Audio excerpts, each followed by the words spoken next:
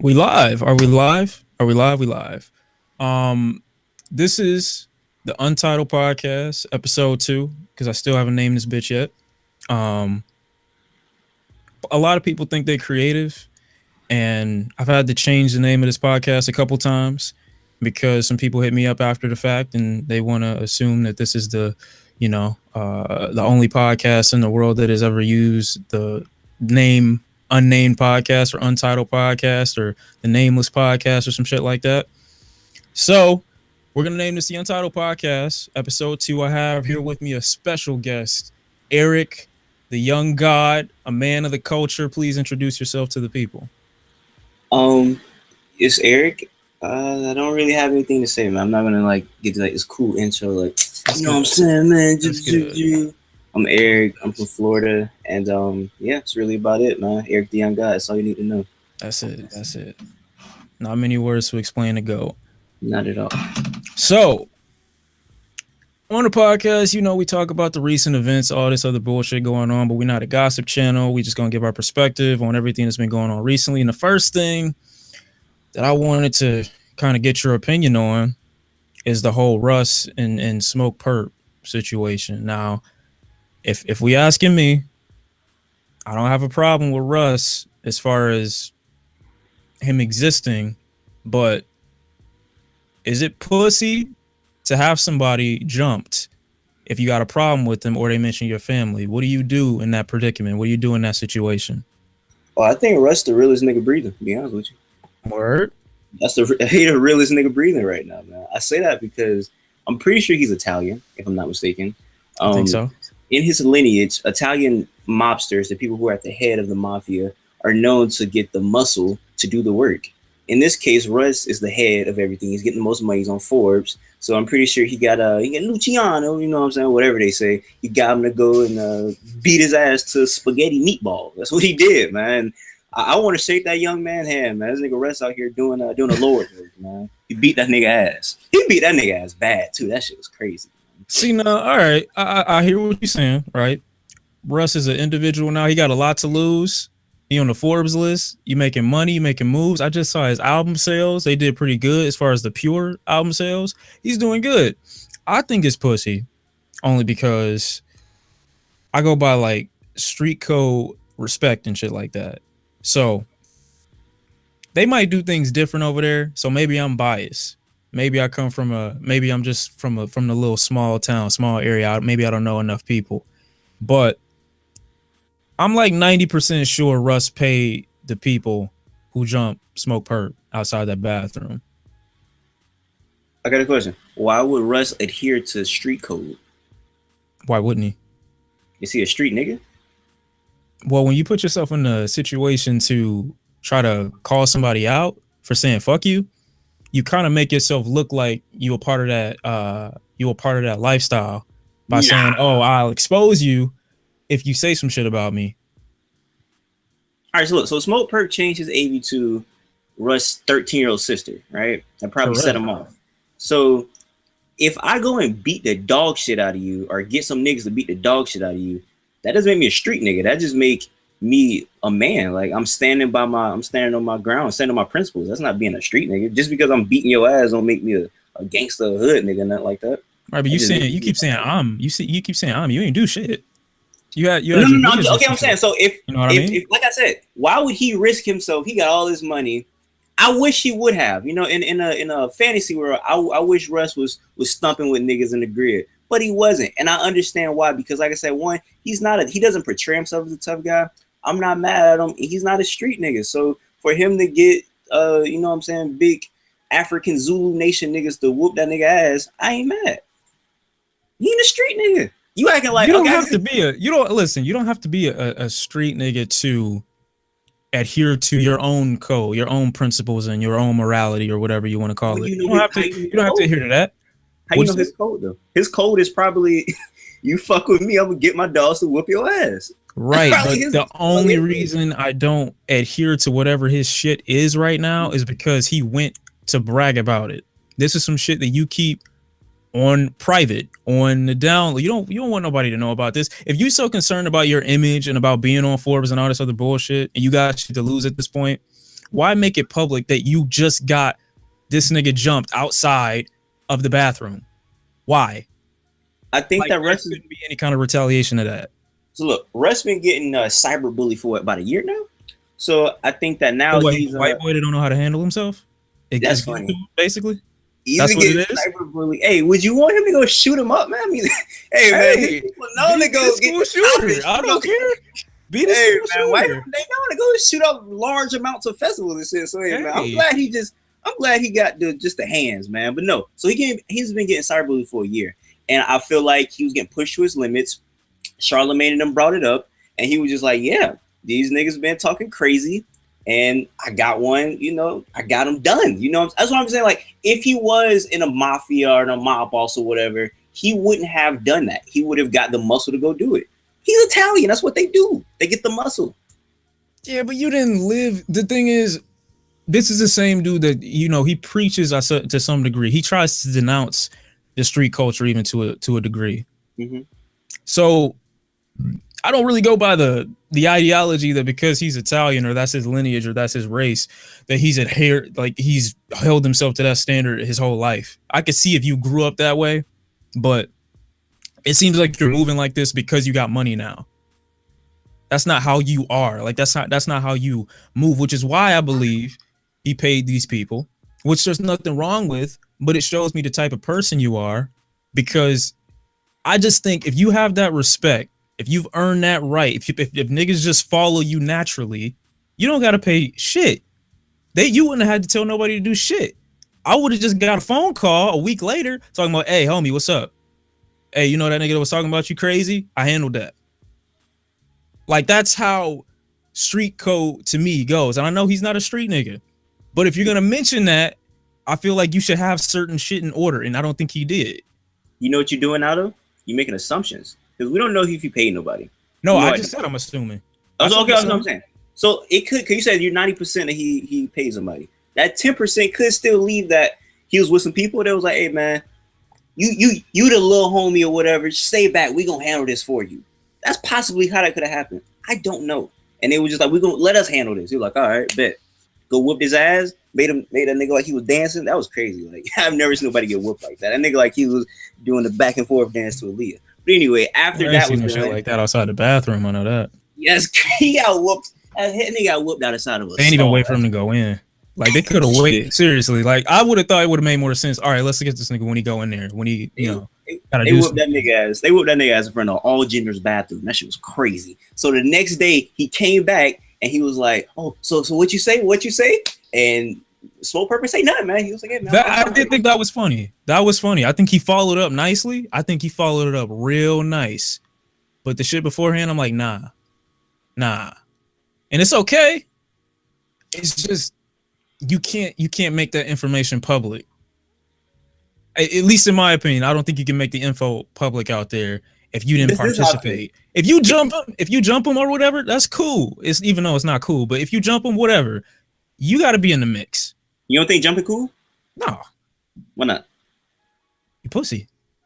You think so? Yeah. I'm not saying if niggas are dying, then of course I'm not gonna call you pussy if that's the case, because it's like, all right, you gotta, if you killing somebody, you can't be pussy if you got the one up and you survive. Survival and being pussy are different. If you're fighting and you jump somebody, you're pussy. Look, you at the club. You gotta live. What? I'm guessing there. You at the club, you with your girl. Right. And a nigga came and like grabbed your girl ass, like smacked the ass. Like, man, what's up? What's up, baby? You and your homeboys, is you your homeboy and your girl? Your homeboy, like, what the fuck? He snuffed that nigga, then you snuff that nigga, and y'all start beating him up. That's pussy? Hell yeah. You think so? I don't think that's pussy. I think that's real pussy. I don't think that's pussy. Why? First of all, I didn't ask you to do that. Number one, see, that's the thing. That's what you gonna tell your homeboy? No. You gotta have a certain. Your homeboy gotta know your girl anyway. Your homeboy gotta have a certain type of respect for your girl anyway to even do that. Because if she's some random bitch off the street or whatever, like if you get in a fight over some chick that I've been with like a month or two, if you trying to knock somebody out over that, you retarded. Because she's not gonna be around forever. She's not gonna be around long enough for you to do that. And I'm not about to follow up with a left after you come out with a right for no reason. I didn't ask you to do that. Don't do that.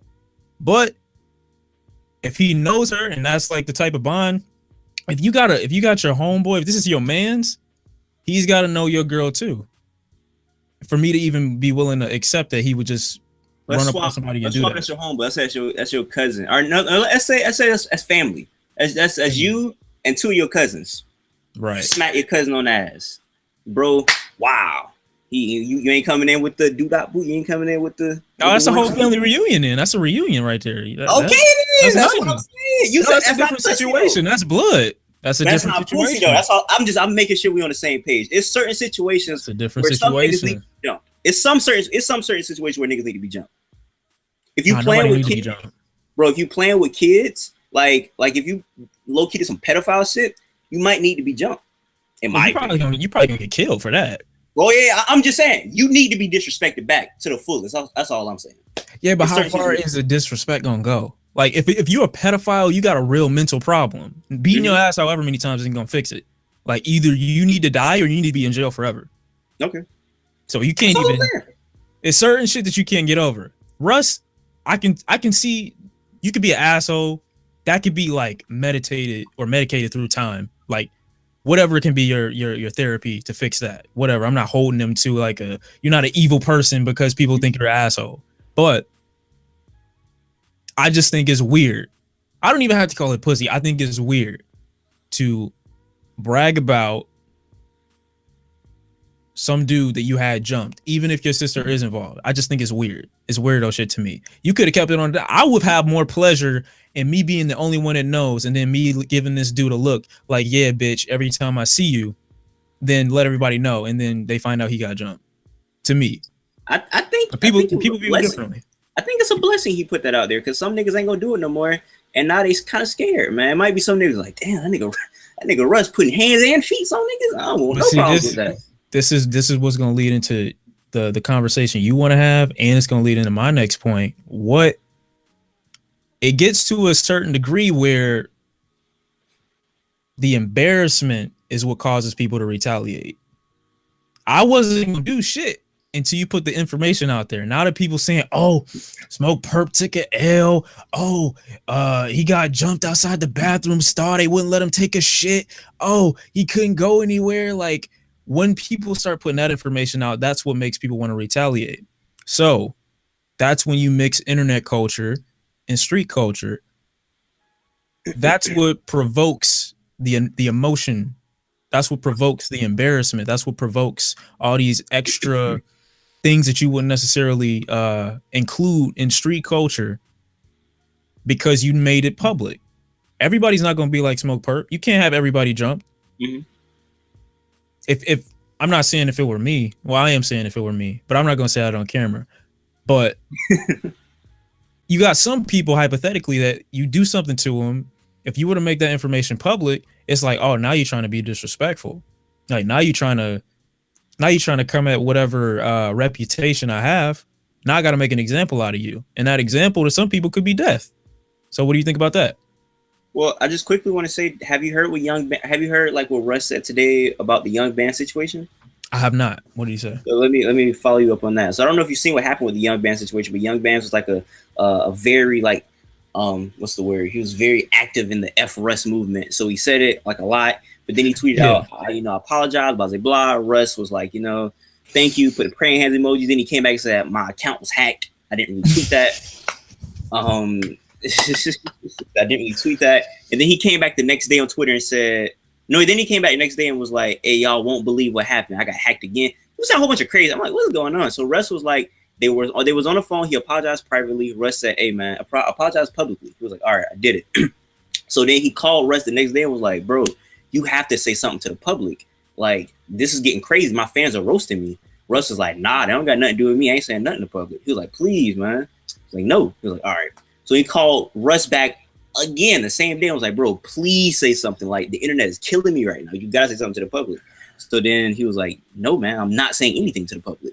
So then he hung up, and then Vance went to Instagram or Twitter, and he was like, y'all know I was playing. Fuck Russ, man. I don't fuck that nigga at all. Mm-hmm. After getting off the phone with Russ. So I just thought that was funny because when we talk about street niggas, I don't know if Young Bands is a street nigga or whatnot. All I know, he got like a pending murder case or something like that. I don't know about that nigga life, but I just think it's really funny to just imagine a street nigga pleading on the phone with Russ to get on the internet and clear his name. Like, I can just imagine, I can't imagine a nigga like Future, like, bro, please, bro, like, these niggas on the internet, you're killing me. They killing me. Yeah, like, I imagine like nigga like Young Scooter, like, bro, like, these niggas, they killing me, man. I can't count up in peace. Like, that shit's crazy to me. So, to go back to your initial point, I'm not gonna lie, I don't remember what your initial point was. You gotta rewind that back. we on the mix the internet with street shit. I know that. Yeah, the retaliation, the effect of making shit public, and the embarrassment that comes along with that could come with retaliation. So what does someone do in that case? And this is what sparks the whole street culture, internet culture, mixing the two. What becomes of that, basically? Because like I said, everybody's not going to handle it like Smokepurpp and handle it as, okay, let me respond with, you know, kind of a rational point of view and saying what I feel happened. He didn't go too far with it after he got jumped. He could have went further, but he didn't. Glad he didn't. There's going to be some people that are going to take the opposite approach. What do you look at? If you mention Young Bands, though, it's like, that's so weird to me. That's hilarious. That's weird only because it's like, this is I don't know. That's strange. Because you've been saying, I remember he's one that you mentioned just now. Like, I don't even follow him. He shows up on my timeline randomly when it comes to Russ. And it's always fuck Russ, fuck this, fuck that. And I was like, this dude's just getting corny at this point. Like, he was leading the charge. Like, if the fuck Russ movement was like the Third Reich, that nigga would be Hitler. Like, that nigga was in charge with the whole shit. Like, that nigga's the Hitler of the fucking fuck Russ movement. That nigga is like standing loud and proud with his tiki torch, man. It's crazy. But to answer your question, I'm all for niggas getting pistol whipped, to be honest with you. Like, I think more niggas should be pistol whipped in 2018 because I feel like too many niggas is too comfortable on the internet. And niggas don't really understand consequences. That's why I fought what Russ did. Even though he may haven't really been in the grid with them boys, I feel like the fact that he's showing people, hey, your actions have consequences. I love that shit. Off camera, we were just talking about how niggas in the comments be wilding. They don't understand that their actions have consequences. You come in Shawn C, or you come in my comment section like, man, y'all fuck niggas, man, y'all lame, whatever. All right, cool. When we get in person, just know that there may be consequences. You may get pistol whipped by me. Like, you may or may not get pistol whipped by me. I'm just saying, like, it's crazy because niggas are just so comfortable on the internet. And I feel like mixing street shit and mixing internet shit should be so separate. Just because, like, for example, like in the Trippie Redd 6ix9ine shit, like, I don't know exactly what their thing is, but I know it's based in some street related blood shit. Even though, like, I can get to that later, but I just know it's related to some blood shit. And the fact that, like, if some people like comment and like Trippie Redd comments like, oh, it's an L, like on the blood suite, it's an L. It's like, bro, like, you live in like Wyoming in the suburbs. How you gonna tell a nigga that he taking an L in some gang shit that you have no idea what it's about? So I feel like the rap is just getting people a little too close to street shit, and they don't need to be in that. Like, it's cool, I guess, to watch from a distance, but when you try to actually, it's like watching a basketball game. I guess it's cool when you watch in the stands, but when you trying to tell Kobe how to play, when you telling Kobe, hey man, you need to fix your jump shot, it's like, bro, I've been doing this for how many years? Like, you don't know what you're talking about. It'd be best bet if you just watching the stands. That's how I feel. See, now I get completely what you're saying, and while I agree with you, hip hop is a very hypocritical genre, and all we do for the most part is try to rip on these random internet niggas when they come on and be like, oh shit, so and so should have did this, like trying to get Gucci Mane some advice, or trying to give Chicago tips, or trying to give life advice and living in a situation that you've never been in, like you don't even know the hoods of your own state because you're scared to go outside. But we live in a hypocritical genre where rappers, a lot of them will get mad at some of their fan base when they come out and they give their opinion, they voice their thoughts, which I am on the rapper side, but to a degree, you are being a bit of a hypocrite when you sell this music that might, I guess, promote drug culture, violence, might promote anything that you're talking about. And these kids or these people on the internet, they listen to it. And I think Eminem just said in his recent interview, hip hop made me feel tough when I wasn't. And that's what these kids do. They latch on to something. If they have no experience with it, they latch on to it. They feel like they can and they internalize it, and whatever picture that the artist that they're listening to is painting, that's what they can go with. And I don't 100% think it's their fault, only because if you're marketing this, if this is what you're putting in your music and you want people to listen to it, you can't tell them, oh, you should only go this far with it, or oh, you can't imagine yourself in this situation. You can't give a perspective on the situation if you really felt what I said. So we're gonna get those opinions from people that are living online, from people that don't experience it at all. It's kind of just like it's a side effect to what it is that they're trying to put out. And there's going to be a lot of people that are going to come out and give those opinions secondhand, and they have no experience in it. I don't know how you're going to stop that. I do know it should be stopped, because there are people online that I think, yeah, you should be pistol whipped. Yeah, you should have your ass beat for saying what you just said. You don't know what you're talking about when you talk about street culture or gang culture or drugs and shit like that. And I know it's a big problem, because I remember that whole JPEG Mafia situation that happened when he put the audio of the police officer dying in his clip. Mm-hmm. And he got massive hate from niggas that have no clue about most of the shit that people rap about, but they always pioneer. When Gucci Mane raps about killing black people, they got no issue with it. But when you put a white officer dying in your music, all of a sudden everybody's got an issue with it. It's crazy. Go ahead. No. I was just about to say, I know you got the little cop thing coming up in the future topics. I ain't gonna skip around, but it's crazy to me, like the way you bring up the cop thing or whatnot. I think that's a very separate issue to what we're talking about, because it's really crazy you bring that up, because I was falling asleep last night and I was just thinking about cops. Like, I'm pretty sure people out there seen First 48. It's a classic show. Basically like a crime detective show to try to solve a homicide in the first 48 hours. So I'm watching First 48 and a cop gets killed. And they're showing little news vignettes like, oh, he was such a good person, blah, blah, blah. We need to find this killer, this bad guy. We need to find him, this and that. So it just like startled me, because I was like, that's crazy. Because when a cop kills somebody, it's never anybody really trying to sympathize for the dead person. They're trying to make excuses for the cop that's living. But when it's vice versa and the cop is dead, they're, oh, the guy who killed him is bad, blah, blah, blah. We need to find this cop was a good guy. Like they will find the smallest thing about the dead person that the cop killed and be like, oh, but he beat up this nigga in 2012. It's like, what that got to do with him? He had weed in his boot. Yeah, like, man, that nigga was smoking PCP in 2003. Like, all right, well, shout out to that nigga. That nigga was living life. So it's just crazy to me that people do that, because I don't know. But that's back to that JPEG Mafia thing. I think it's people attaching to cops for whatever reason and trying to defend them, instead of actually taking a step back and looking at it logically, like, who was wrong here? Or, hey, how about this great idea? Let me take a step back and wait for all the details to come out and not give my opinion and be so emotional. Because I feel like we live in a very emotion first, logic second world. But yeah, I don't know, man. This entire, I don't know if it's a generational thing, because I can't speak for previous. I don't want to be one of those people, but I do know this. I won't say this generation, but my peers are very emotional people. They're very sensitive. You can't say shit without niggas being like, oh, you just disrespect. Like, people they wild out for the dumb shit, and the shit that they should wild out, they don't. I don't know why. But when I mentioned the cop, it's like, these are the things I feel like, and while I do agree with your point, they should be separate from the music. I mean, they should be separate from the internet culture. If you want to dictate what's separate from the internet culture, and that's where you place your art, you have to kind of dictate what you separate from your art. If you don't want people to talk about the shit that you put in your music, because after you put it out, you don't get to decide how people interpret it. And it sucks, but people are going to go with whatever they want to. If they want to make a joke about it, they can. I hate seeing fan fiction about real shit.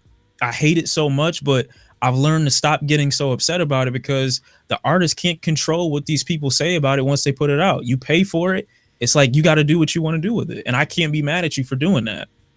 I was going to say, it's easy to say that, you should probably not put it in your art if you don't want to be talked about. But a nigga like Chief Keef, I'm pretty sure he didn't really have too much to talk about outside of what he was talking about, which was killing niggas, smacking niggas, putting hoes in headlocks, like that whole GBE thing. Like they was talking about what they were living. So I guess it's cool to be like, yeah, don't talk about it if you want us to, if you don't want us to talk about it. But when that's all you know and that's all you see, I mean, fuck nigga, that's that shit I don't like. Like that's his life at that time. So I can't tell a nigga that when that's really all he knows, Of course. You, like I said, go ahead and rap about whatever you want. That's your right.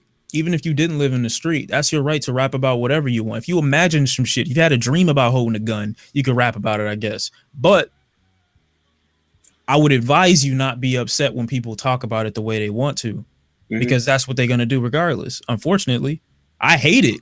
I wish people could rap about what they wanted to as far as when it comes to the streets and violence and everything like that, but it comes with its consequences. So you're going to have people that, take the approach of, oh, I want to make a joke about it. You're going to have people that criticize you for it. You're going to have people that make think pieces about it. You're not going to get away scot-free just making music about that type of thing where there are lives affected all the time and it not be controversy in some way, positive or negative. So that being said, I do agree with you that they should be kept separate. Do you think that at some point one of these rappers is going to go crazy over something that some of these dudes on the internet say? And I'm talking about people that aren't involved in the street culture. Do you think that some kid who's like 16, 17 years old deserves to be ran up on if he says some shit out of the way? Do you think rappers or people in the music industry that have lived that street life, you think they should hold themselves back a little bit? I think they should take in account of who they're dealing with. Cause like I just said like 20 minutes ago, man, somebody's gonna get pistol whipped, man. And the day they get pistol whipped, I'm not gonna say I'm gonna be cheering, but I ain't gonna be mad either, man, because it's gonna set a tone for a lot of niggas who be trolled in the comment section, like yeah, man, this nigga Tekashi 6 or nah, that's a bad example. I don't know, just some random nigga who the internet don't like, man. I don't know, man. Fucking me, man. That nigga Eric, man. Nigga a bitch, man. When I see him, man, I don't know. His mother's a prostitute. Remember a nigga said that in the Triple X comments? That was really wild. I was like, what? I was like, bro, like, it's like if some people were to say that in person, it would just be in a very different light. No, I'm talking about me. I'm just saying, like, if a nigga said some stuff to Future, like, oh, Future, you're a dad, you're a bad dad, and you're a bitch. You know what I'm saying? I'm pretty sure Future gonna throw his lean cup down and proceed to whoop your bitch ass. That's what I'm pretty sure is gonna happen. So I feel like people need to just like, I don't know, man. People need to calm down because somebody's gonna lose their mind one day, bro. It's gonna be a street nigga that's not really been in the industry for that long, that don't really know how to, how to move through these situations, that don't really have home training. Because as soon as that happened too, oh man, you ain't gonna see the last of that. You're gonna see so many people like, oh, he's an animal. We need to lock that animal up. Blase, blase, blah. Of course. But then those be the same people that be listening to the songs like, yeah, man, he's a real one. Yeah, he's real. He raps about doing this and he actually does it. But when he really, really do it, they be like, oh, he's a monster, this and that. But I don't know. Like I said, people react off emotion and not off logic. Like, let me understand this man as a human. Like, why did he think it was okay to go and beat this nigga up or whatever? Instead of like downing him for it, which you can do, I think that you should first try to analyze the situation and be like, why would he even go and put hands on this 16-year-old child? Like, what made him do that? Like, why was he in the mindset to even think that's okay? And then you're going to probably open up a very big Pandora box on lifestyles of growing up probably in the hood, because it's probably going to be like some hood nigga that's from Atlanta or some crazy shit. Like, oh, you lying, nigga? And like just beat the nigga ass. So I don't know. I just feel like people need to step back on trolling, man. As Joe Budden once said, and I'm gonna let you talk, man. Trolling gonna get one of you niggas killed. It's a fact. Sure. I just hope it's not the wrong nigga to do it. Because at the end of the day, it could be a really talented artist. There are some street people in the industry right now, extremely talented. I would hate to see them go down for a crime because they couldn't control themselves over some shit, some dude that they will never have any kind of street validation just because they said some shit that they didn't like. And I don't know if this is the price that you pay for putting out something that's supposed to be organic and authentic. If this is a representation of the story that you have, this is a life that you've lived, and you're putting it out. I don't know if you're allowed to do what you do anymore when you put out that authenticity for profit. I do want it to be profitable, but can you be angry or can you have any emotions tied to the reaction to what you put out after you make it available for purchase?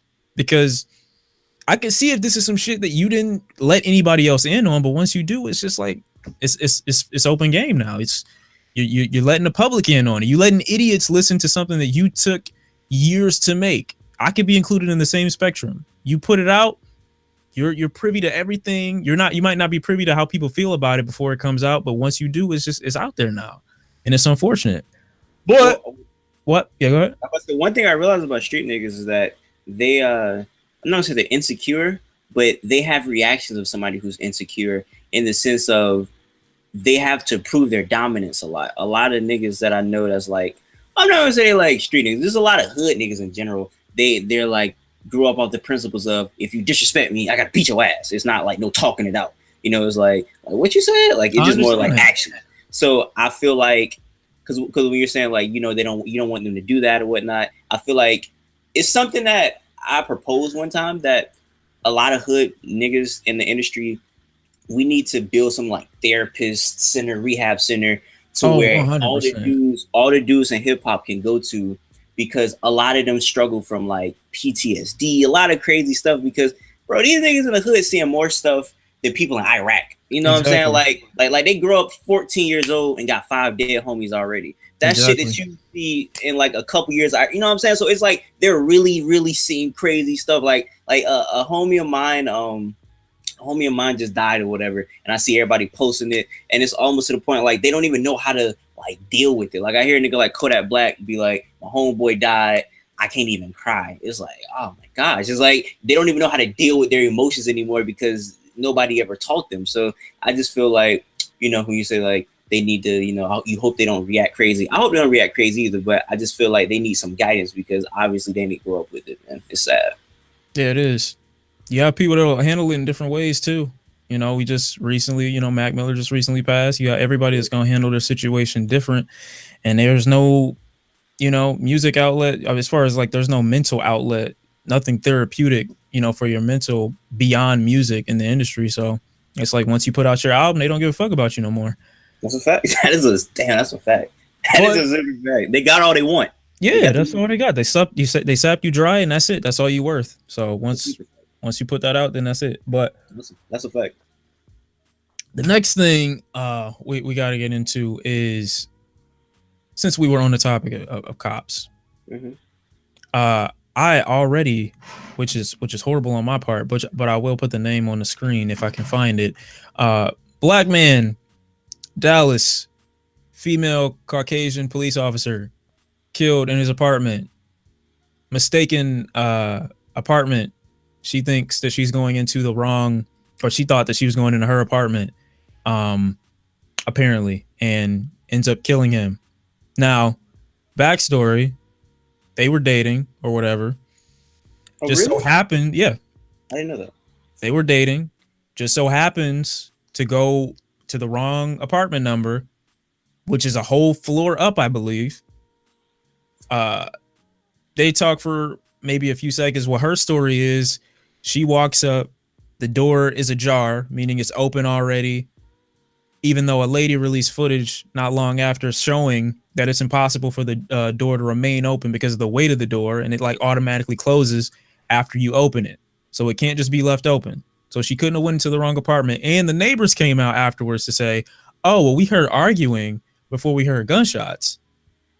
So this lets them know, like, okay, well, she knew who this was. She didn't go into the wrong apartment, but now they're having a trial, or now it's like maybe a manslaughter charge.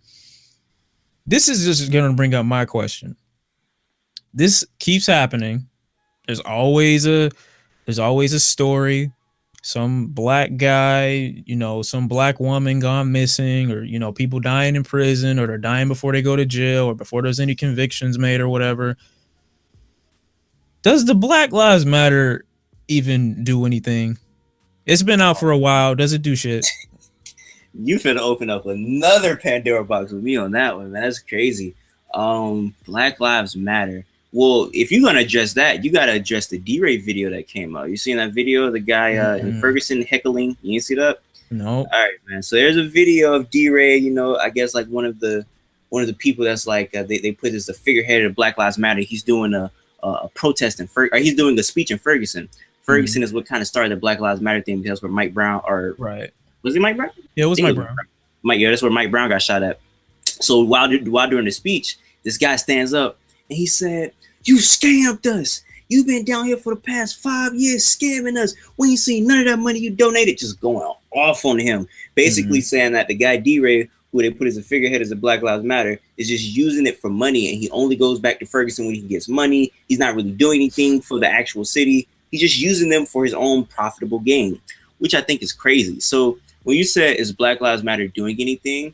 I don't think that Black Lives Matter is an efficient group at all. I'm not a Black Lives Matter fan at all. Well, I'm not saying at all, but I think it's a cool idea. I'm not gonna lie. I think the concept of it is cool, but me, I'm not gonna lie. Like I'm super pro Black Panthers. I think that is the most perfect way that has ever been done in Black history, because although they were protesting cop brutality, they were also in the hood squashing beefs. They was also giving out free lunches to Black people. They were actually doing stuff for the community, and they were making sure that we were safe from the police. Like, bro, fun fact, the first time gun control was brought up in America was because of the Black Panthers was walking around with guns, making sure that the police wasn't doing anything to us. So when somebody was getting arrested, they'll pull up with a big shotgun, be like, "Yeah, we sitting here. Like, what you gonna do?" That was the first. Yeah, you ain't doing nothing. That was the first time gun control was ever brought up, and I think that is the perfect way to do that.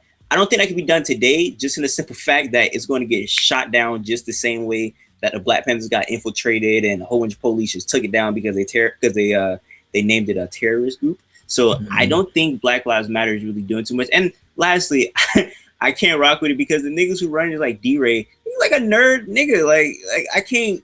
Like, what are you gonna say for niggas like that? Like, you can't go and squash no beefs between Bloods and Crips. Like, they might shoot you. Like, you walk in, they be like, "Who that nigga with the blue vest?" Oh, and you gone. Like, they not respecting you. So I feel like we need more respectable people that actually know what they're talking about, to go and squash shit and talk about police brutality, but also talk about problems actually going on within the hood, like guidance, like lack of guidance, lack of fathers. You know, they're not really talking about that. It's like a one-dimensional conversation. So I don't really think the quote-unquote Black Lives Matter movement is really doing a lot to. Well, I don't know how to word it, but I just don't think that it's an efficient group for what they're trying to actually accomplish. 100% agree. I look at the effect. I look at what the movement has gotten done, right? Racism is not a crime. As much as people want to get, as much as you can be offended by it, discrimination is a crime. You cannot prevent somebody from getting work or proper health care because of the color of their skin, basically. But you have freedom of association.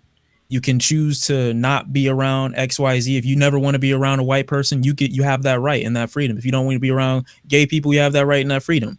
I think it's dumb to do that, but you have the freedom to do that. That's freedom of association. If white people, to some degree, decide that they don't want to be around Black people, they can decide that. I feel like Black people right now, or a part of the Black Lives Matter movement, is fighting for shit that you can't go to jail for. You can't make white people go to jail because they don't like you, or you can't make white people go to jail because they said something offensive in a tweet.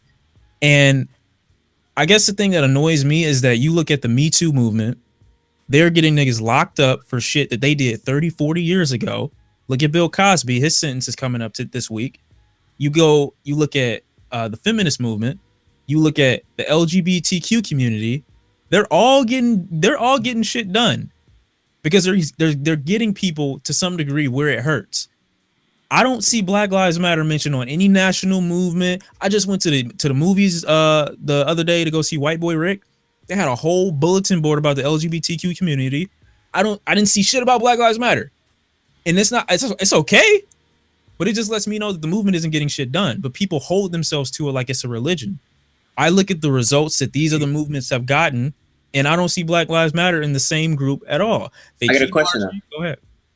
Do you think it's their fault? Black people? Do you think it's Black Lives Matter movement's fault that they're not up there with the LGBTQ community?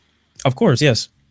And I think it's their fault pretty much because they can't, like, it's like they're putting themselves in a position where they can't get anything done. You're putting yourself in a position in front of whoever's door, like a politician's door. The only way you get this politician out is if you get a new person in. Only way you get a new person in and you have the deciding factor in that is if you vote. Only way you can vote and make the proper decision on the voting process is if you do your research and information on who gets elected to whatever position that you want to be in that chair. But there's a lot of steps and background and education that comes with making that decision. And rather than say, let's take a step back, like you said earlier, let's take a step back, let's think rationally, let's get our information up, let's make sure we know who we're about to put in. We're going to go in March with the same level of information and knowledge that we had before we knew this Black Lives Matter movement was a thing. It's like they haven't changed the way they do anything. They just decided to start marching. This is where I think I'm at to disagree. What? Because I don't think that Black people will, in this day and age, well, let's say 2018, will get the same recognition as the other movements that's going on. Like, I guess the LGBT movement. And I say that because I don't think people really, really care about Black people. I think people care about Black people when it's a hashtag or when it's on Twitter. But I don't think people actually really care about Black people. I don't think that the people running this country actually really, really care about Black people. I don't think there's enough influential Black people to actually get stuff done. And I guess you could blame that of them not working correctly, or maybe it's something blocking them to get to the point where they can be that influential. But I think for stuff to really, really happen, something's going to be different. Because we're talking about the Black Panthers. They were getting stuff done until they got infiltrated by the FBI, COINTELPRO, by being labeled a terrorist movement, and it's over with.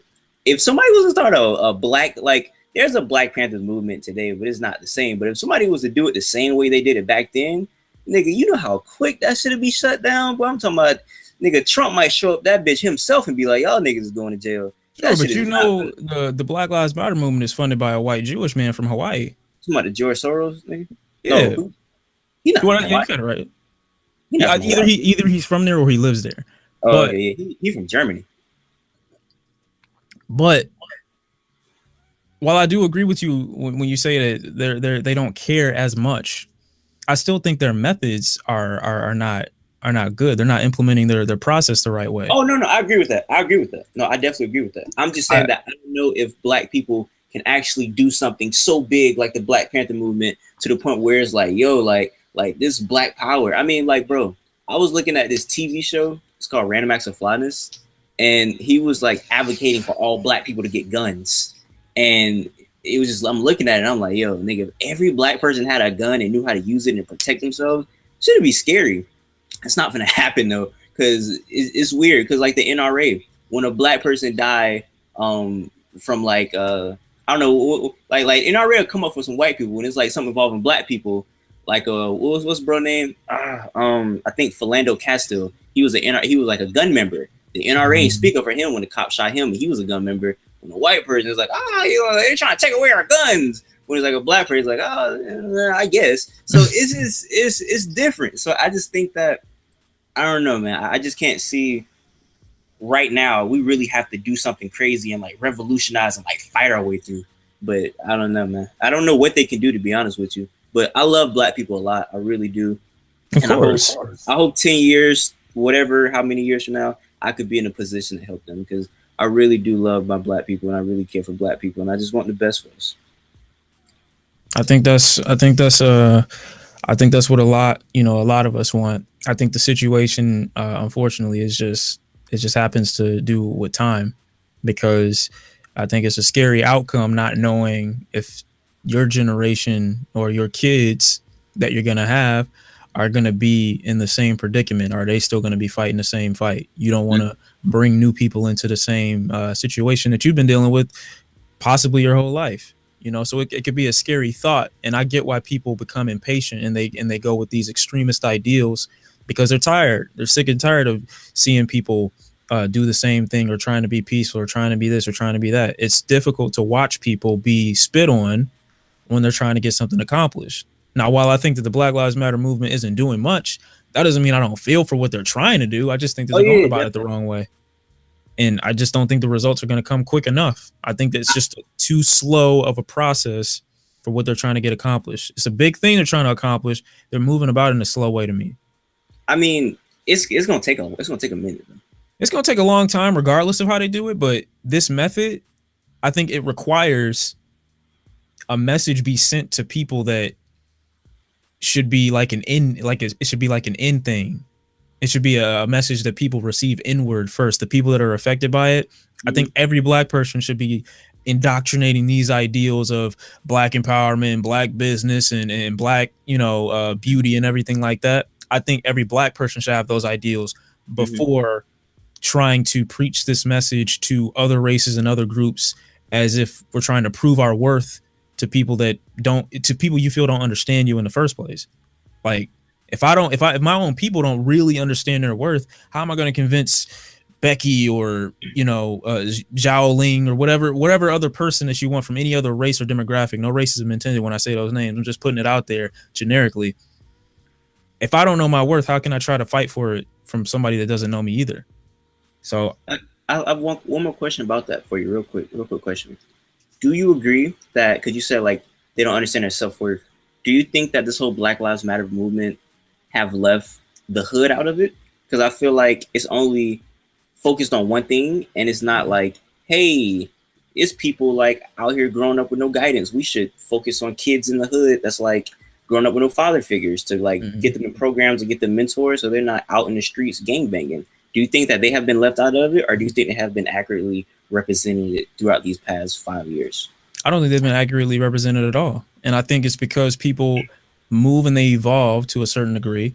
And while I was telling somebody this at work probably like a month ago, they felt like, oh, well, all those people from the hood, they making us look bad. I'm like, how do you chastise a group that you don't help, you don't cater to, you haven't been, you haven't experienced life with? The way I look at it is, if people know the history of like slavery, right? There were certain groups that went certain places. Certain groups knew how to read. Certain groups knew how to write. Certain groups had certain skills. There are still groups of people in the U.S. to this day that, as far as their lineage is concerned, they're still in the environment where there's a lesser education. And nobody went back to teach these people, help them out. Of course, we have new forms now and people have access to the information. But if all you know is one way, that's all you're going to do. And I don't think that when you look at, let's say, who's somebody that's recent, that's popular. You mentioned D-Ray. There's another one, I think Tariq Nasheed. I interviewed him. I interviewed him. Okay. I mean, what do you think of him, basically? That nigga got me mad. I ain't gonna allow her to fight that nigga, bro. That nigga he says the phrase white supremacy way too much for me. I agree. I get the idea, but I just feel like he say that every sentence. Be like, that's like a slogan or some shit. Like, yeah, like so. Tariq, why are you black? Nigga, white supremacy. Like, so what you eating today? I ate Taco Bell, but you know what? White supremacy. It's like, bro, anyway. So I'm interviewing him, and I bring up a specific situation back in 10th grade. I'll never forget it. Prom night. I wasn't at prom. It was in 10th grade, of course. So I see on my timeline on Instagram that this dude named Jonell got shot at the prom after party. Shot and died. Next day we come back to school. Man, I'm telling you, like, we walk in the courtyard, you can hear like a pin drop. I look around and all you see is, he's like, his girlfriend just crying. She on the ground going crazy. I'm like, yo, this is like depressing. So that just always stuck in my mind. So I asked him, I said, Jonell dies.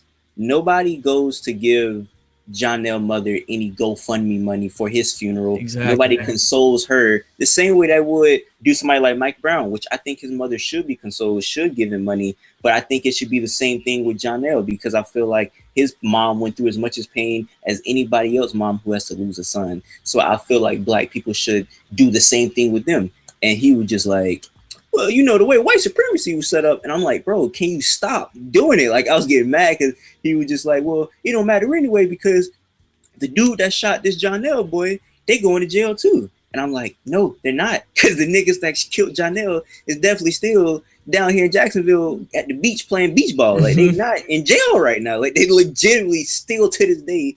That was what, I forget how long ago in 10th grade, but that was some years ago. They're not in jail anymore. Because, like, the niggas know who killed, bruh. Them niggas not in jail. So it's just like, for you to just, I don't know. I don't know. I don't think he's dumb. I just think that, and it's weird, like the way he uses that catchphrase is like what are you trying to do here? But I don't know. I like his Hidden Color movies though. But how you feel about it? I mean, I think I try to give people the benefit of the doubt, and it's like, yeah, certain people I want to believe that there's a method to their madness, but I don't. I mean, it's just I really do resonate with the question you just asked. Are these people being represented the right way? Are they being accurately portrayed? And I don't believe it in the slightest.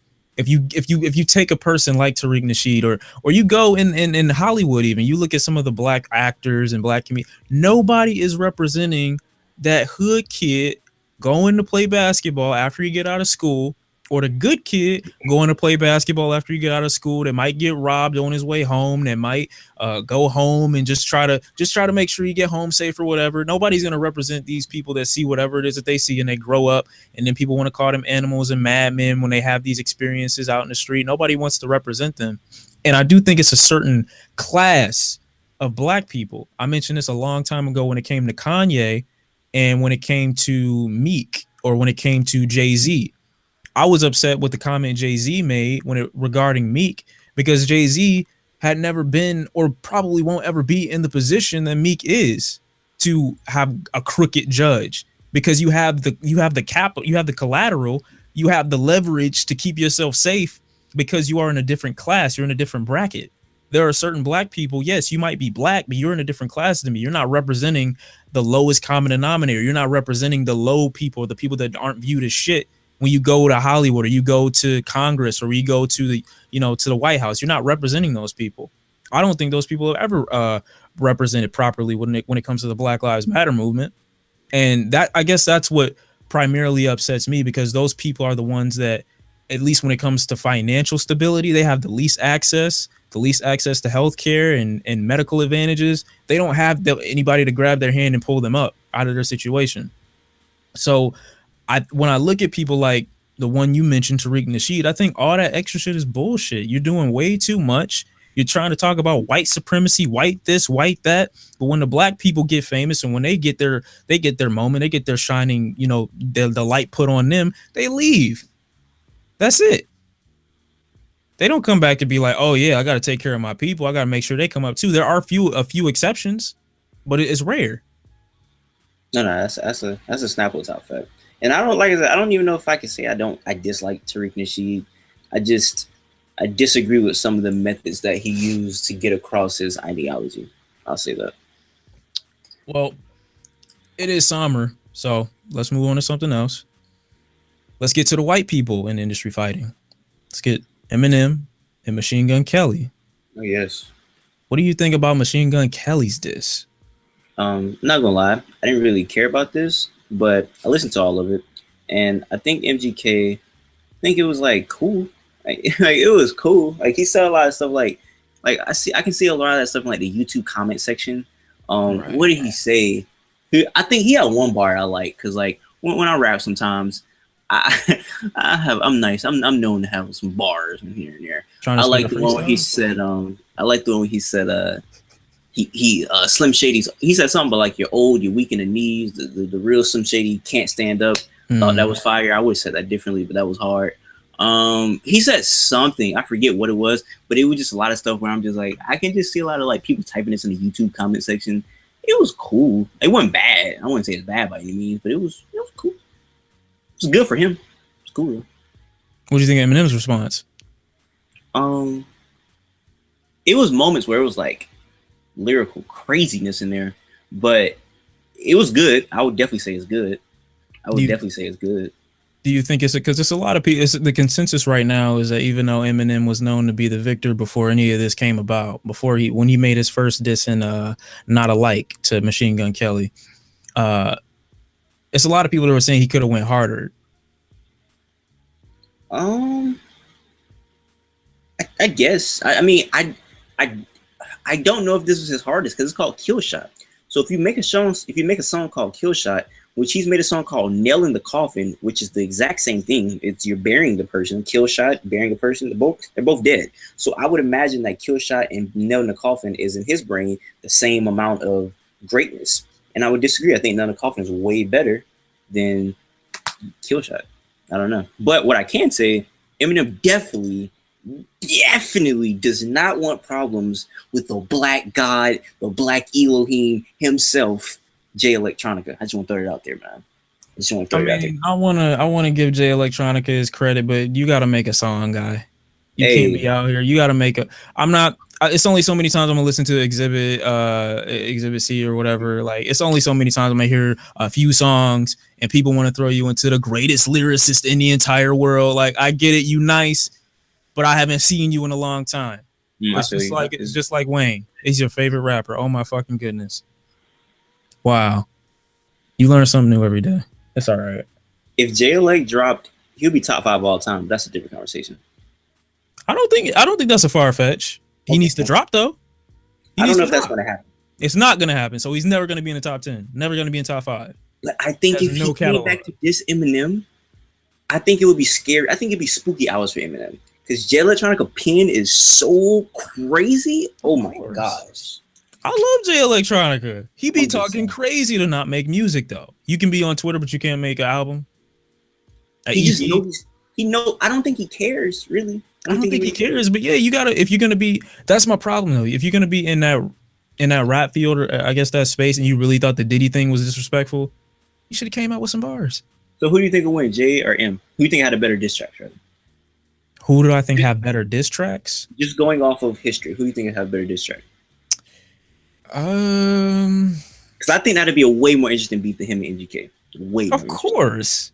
But see, that was my issue with the MGK thing when people were saying that he didn't go as hard. I don't have many people who want him to go harder on MGK don't even have any stock in MGK's career. So if he did say something really poignant, it will probably go over their head because they don't know shit about Machine Gun Kelly anyway. So it wouldn't matter. You don't have to say nothing. But when it comes to Jay Electronica, I think, even though I haven't heard a lot, I do think he would come out on top because the people that Eminem has gone against, we just mentioned Machine Gun Kelly, average as fuck, below average, even that.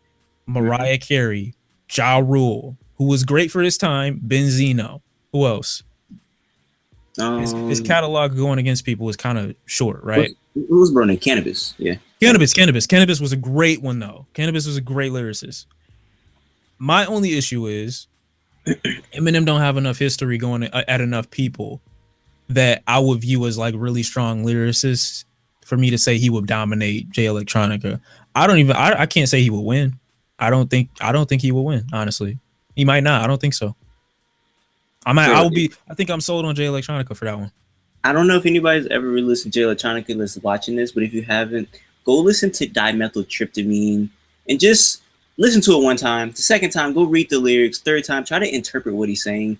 And it's just like, I don't understand how he's human, man. Shout out to Jay Electronica. He's crazy, bro. I wish he would drop so I could talk so much trash, but I can't because he doesn't have a lot of recent material out, so I can't really talk how I want to talk. But man. And that's why that one might be a whack diss because people might not have any stock in Jay Electronica.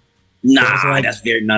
If Jay Electronica came out with a diss song, people would be going crazy. No, when I say stock, I mean you don't have enough material out for him to make as many diss references to you as you could to Eminem. I don't even think that's a fair fight. Jay Elect got a lot of stuff you can talk about though. He's mystique. He's mysterious, but it's so much stuff you can talk about him. Him having a child with Badu.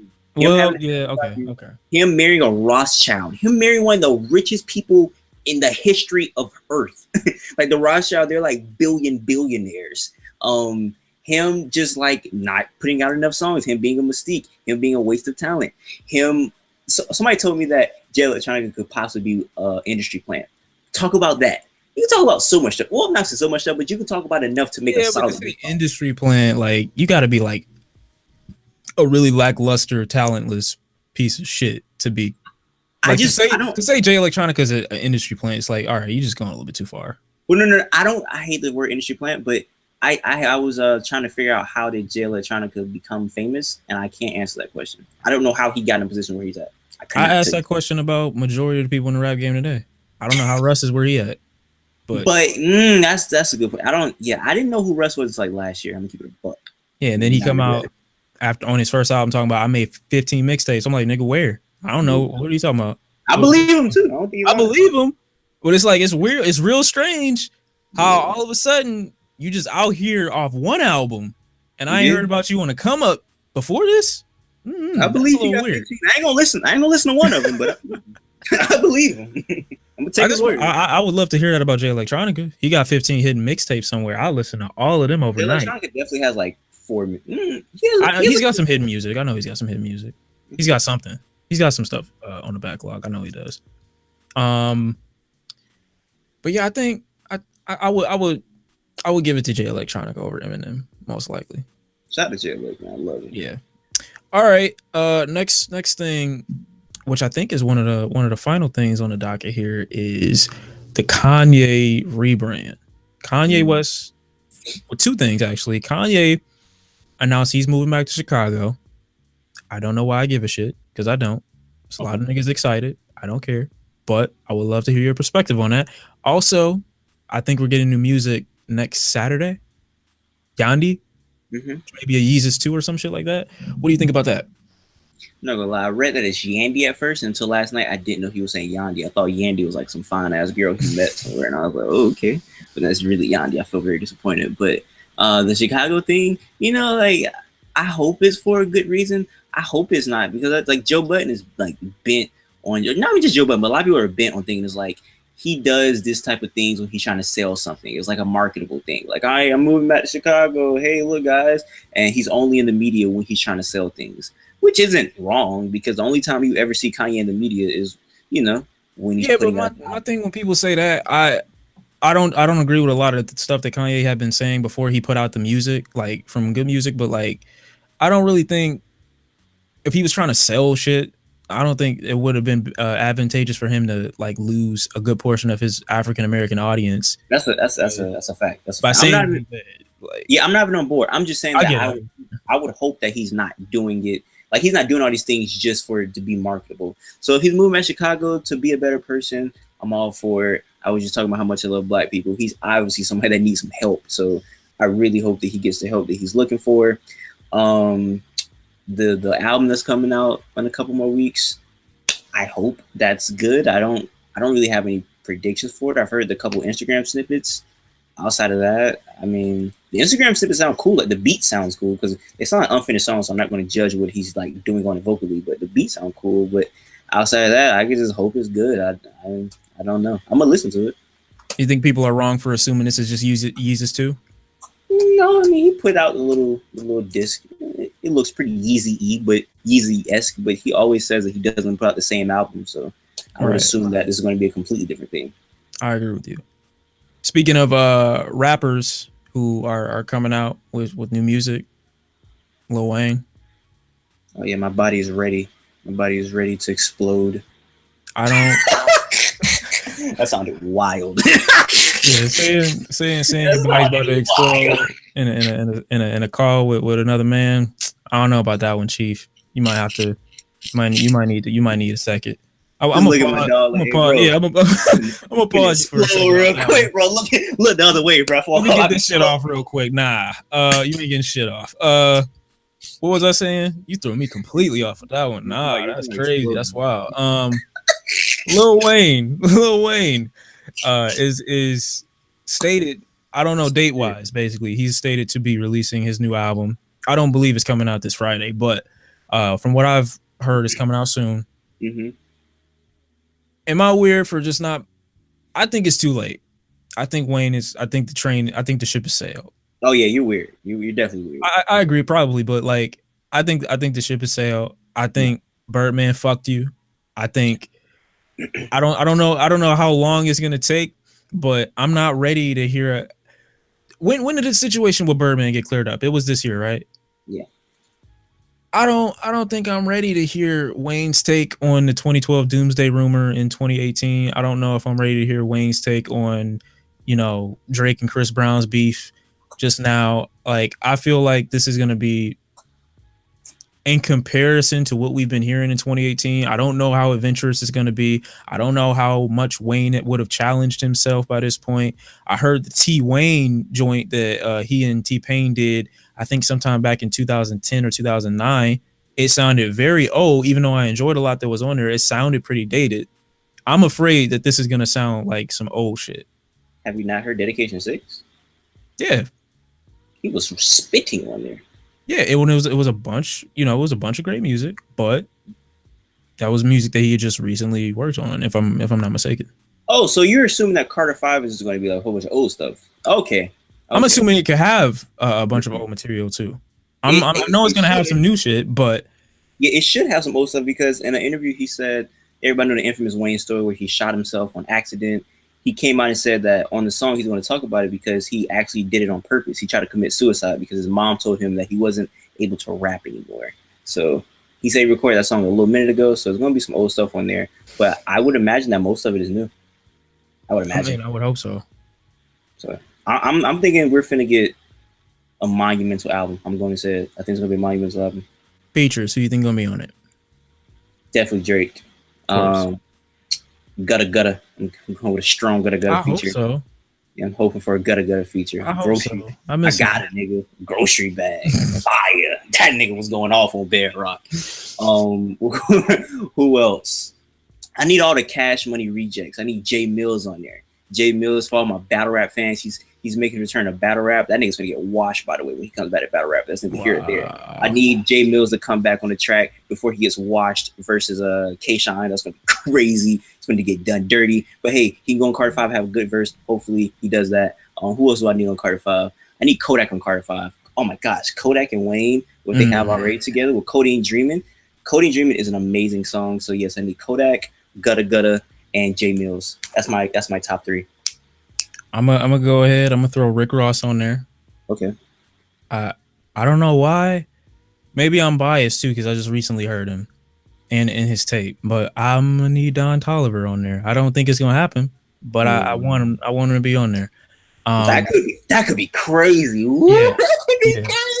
I 100% need to have him on somebody's on a big artist's new tape. I need to have him on. Back End is such a crazy song. Oh my goodness. I don't know, like, even aside from his solo shit, I just think that if I do a list at the end of the year and I say, okay, best features of 2018, he's already a number one. Because his lyrically, I thought I didn't even pay attention really to what he was saying because his delivery, his vocals were everywhere. But his shit, like the shit that he was saying was like, it was so savage and it was so like, you think you can say this to somebody and get away with it? You must have it like that. Like I have nothing but respect for Don Toliver. I have nothing but respect for him. Salute to Don Toliver. That's my dog. I don't even know that. For real. He can come and get whoa. Pause. See, what are you on right here? You say I'm tripping. No. What I meant was like you put me in a place. Relax. No. See, relax. Because what I was trying to say was he can come to the cookout, but see, you ain't let me finish. And see, you cut me off, and so I had to pause you. That was your fault though. Really quick, I'll be interrupt you when you say come to the cookout. Shout out to Ampavelli on Twitter. That's my homeboy. He said that it's really weird that people invite white people to the cookout because they only do it off of stupid shit. He said they say a white boy pop lock and they be like, "Oh, he invited to the cookout." Oh, he come to the cookout and call you as a nigger. That's hilarious. Imagine inviting a white boy to the cookout because he pop locking, and he said, "Damn, y'all niggas got some good chicken." That'd be embarrassing. I would love that. That would be hilarious. They will never see him again. Anyway, I don't know. Twitter is pretty retarded though when it comes to stuff like that because it's like they either cancel people for dumb shit or they prop people up for dumb shit. Like, oh, this person. I remember somebody was saying it was a white guy on a bus not long ago. He was wearing a shirt that was like he was wearing a hat that had like the logo of Make America Great Again, but it said something completely different, like make people respect blah blah, make people respect minorities again or some dumb shit like that. And then they were retweeting the shit like protect this man at all costs. I'm like, yo, don't get the fuck out of here. And he gonna cancel him in 2 minutes when you hear he said the word nigger in a minute. Like, yeah, that's hilarious. Right back.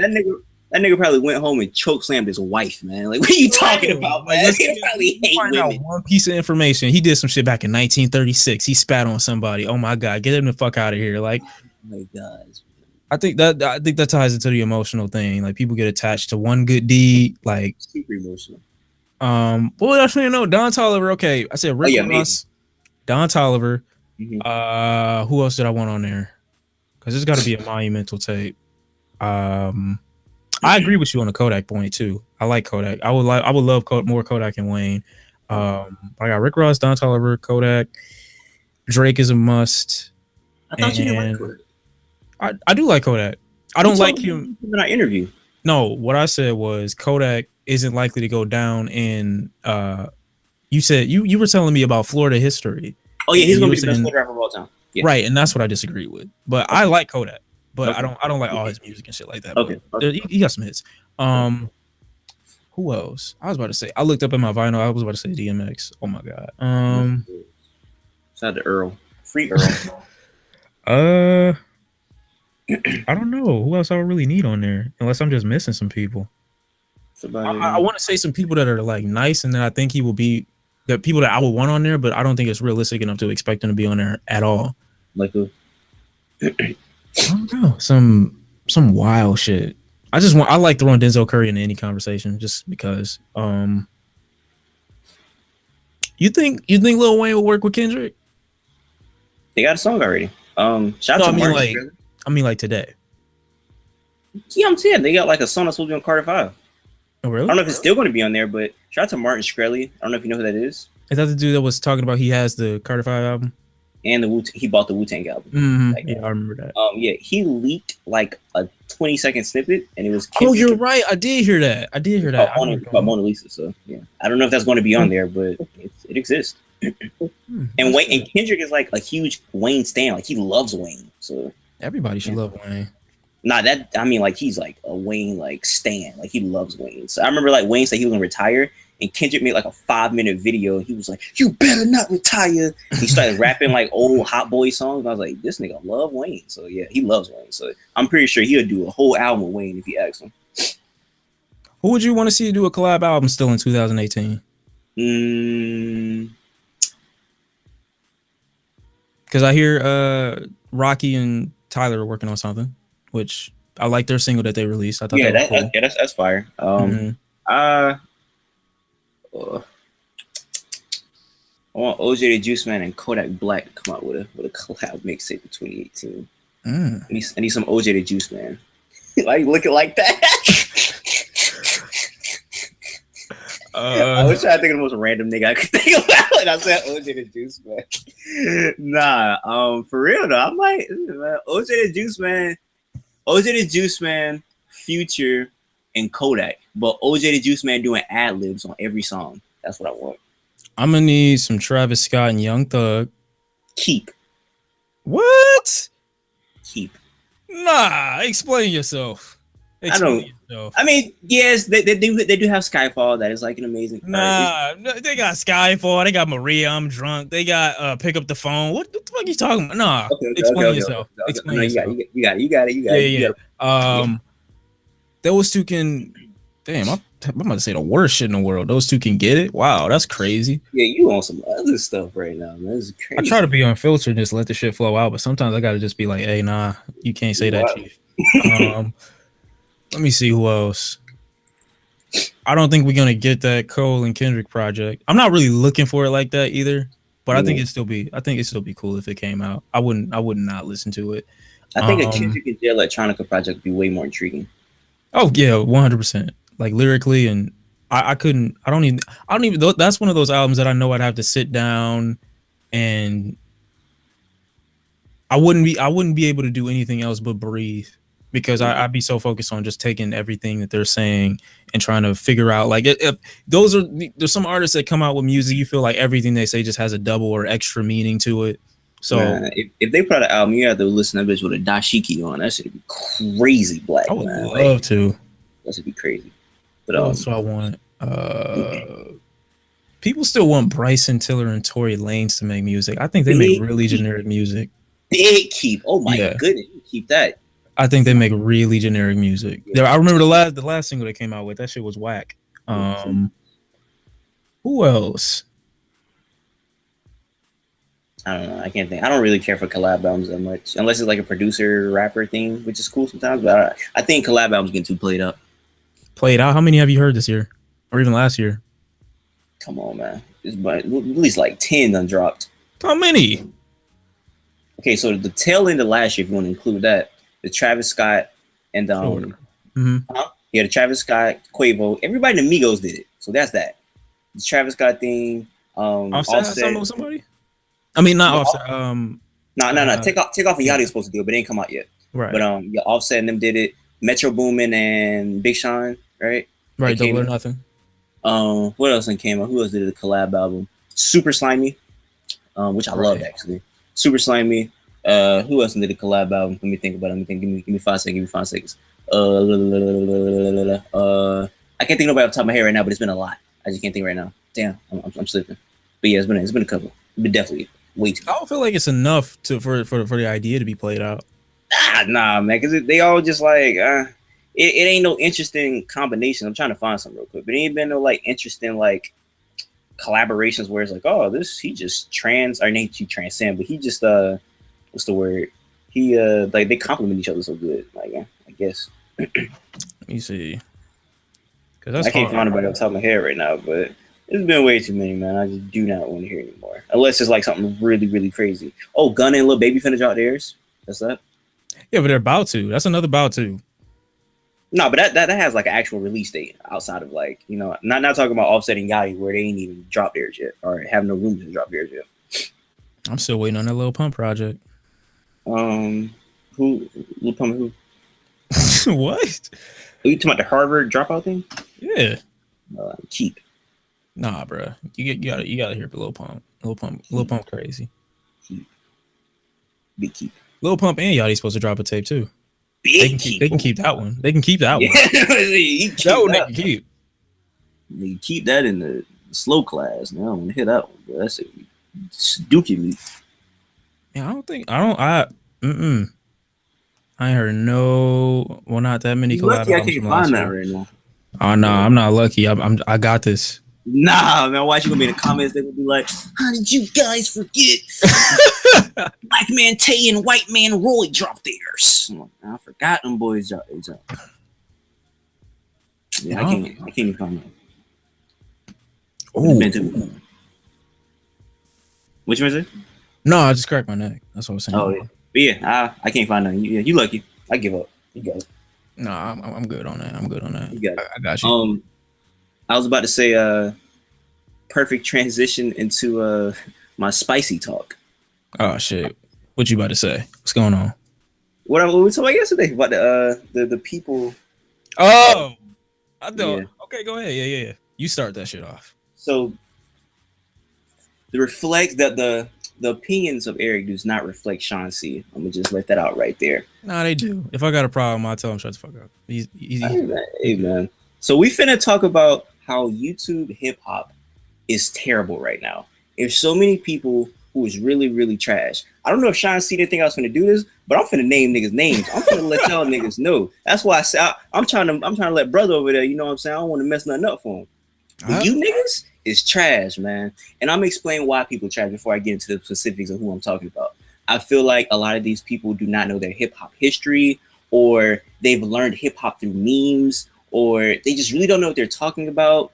And it's like they're catering to I don't know who, but the fact that these people have 500, 400, even 100,000 subscribers is like, yo, this nigga is talking some nonsense right now. This nigga talking out his booty hole. Like this is crazy. So I am finna go down a couple people that I found that I was like really trash, man. Starting off with Shawn C. This nigga trash. No. That's funny. Oh, that would have been a good idea. I told my homie about this. He was like, nigga, you talking about, he was like, you need to go check Shawn C. I was like, why you say that? Because he actually rocked with you, but he was like, he was watching one of your videos and you didn't recognize that Logic was rapping over a Redman beat. He was like, he said, this no, we're not. To even real quick disclaimer. When that even happened, I was like, hey, yo, this don't like. I went back in the comment section. I was like, hey, yo, thanks for letting me know, but like that don't sound like the same shit. That's all I was saying. Okay, no, I didn't. It's some shit like it's like. No, I'm not even gonna get into it. Go ahead. So first person on the list, man. Leo Hansen. All right, you know who that is? Yes. Garbage, wipe my butt quality, man. That's what I like to say on my channel. Go subscribe to me at EricTheYoungGawd, man. I'm pretty sure Shawn C would be a polite young man to put in the description. It will be in the description, my brother. My channel, what we say when something is trash, man. Damn, I should have brought the toilet tissue. It's wipe my ass quality, man. You know what I'm saying? I wipe my booty with it, man. So Leo Hansen, man. Hold on, you gonna put the video up of this right here, man? Hold on, man.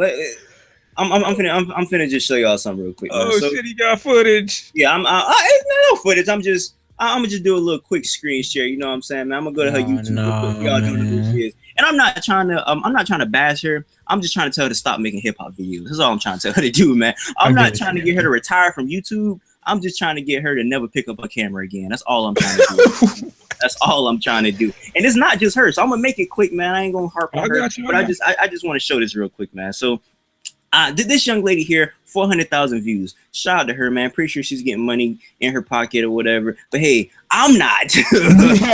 I'm not a proponent of this woman of trying to prosper off the hip hop community. Let's go down, man. So these thumbnails, they make me angry. I hate these thumbnails. I heard just I don't like fire emoji thumbnails. I don't. This music is not making you do this. I'm pretty sure Kamikaze or whatever, it didn't make you do that. Like, stop. Like, I don't know what you're doing right here. But that's not what's really pissing me off. I look at the videos and she acts as if she's learned hip hop through memes. Now, when I say that, like, I feel like she wasn't listening to hip hop before she made a Twitter and started seeing like Drake memes and like Offset Migo memes. Like, what's this? Let me go listen to it. And she just like, oh my gosh, Drake is dripping in finesse, everybody. And it's just like, can you stop? What are you talking about? I am 1,000% sure she could not give me any hip hop knowledge before 2012. And that's a Snapple top fact right there, man. Oh, that's all I gotta say about her. And then two, lastly, before we get on her page, this is disgusting. All her XXX videos, she's crying in a thumbnail. I think that's some clickbait garbage right there. As somebody dies and you're making like, yeah, we gonna go ahead and get them up out of here because that's like, bro. She's like fake crying in these. Hold on. Time on. I really, because like that disgusts me, bro. Like, you are fake crying in a video because look at this. Crying. Oh, I love that. Stop, man. Like, you really. Shit. Like you really paused the video and found this thumbnail of me crying because it's going to get a lot of views and they're going to think I'm really. So it's one. It's a two. Get the Millie Willy though. It's a three. She has three, man. This is crazy right here, man. So hey, I'm gonna get off her. But all I gotta say to you, baby girl, stop making hip hop videos. And then the reason I said. This is really my last one. I only had two, to be honest with you. I didn't really do too much research because I didn't want to make this like a long bashing video. But the last one is the reason I said, I didn't want to go in because, it would have messed nothing up for you. But this young man is subscribed to Shawn C, man. I seen him comment on the video one time. And that's how I found his page. I was like, yo, let me see who bro is. He might make some 5 videos. Shawn C got some 5 subscribers.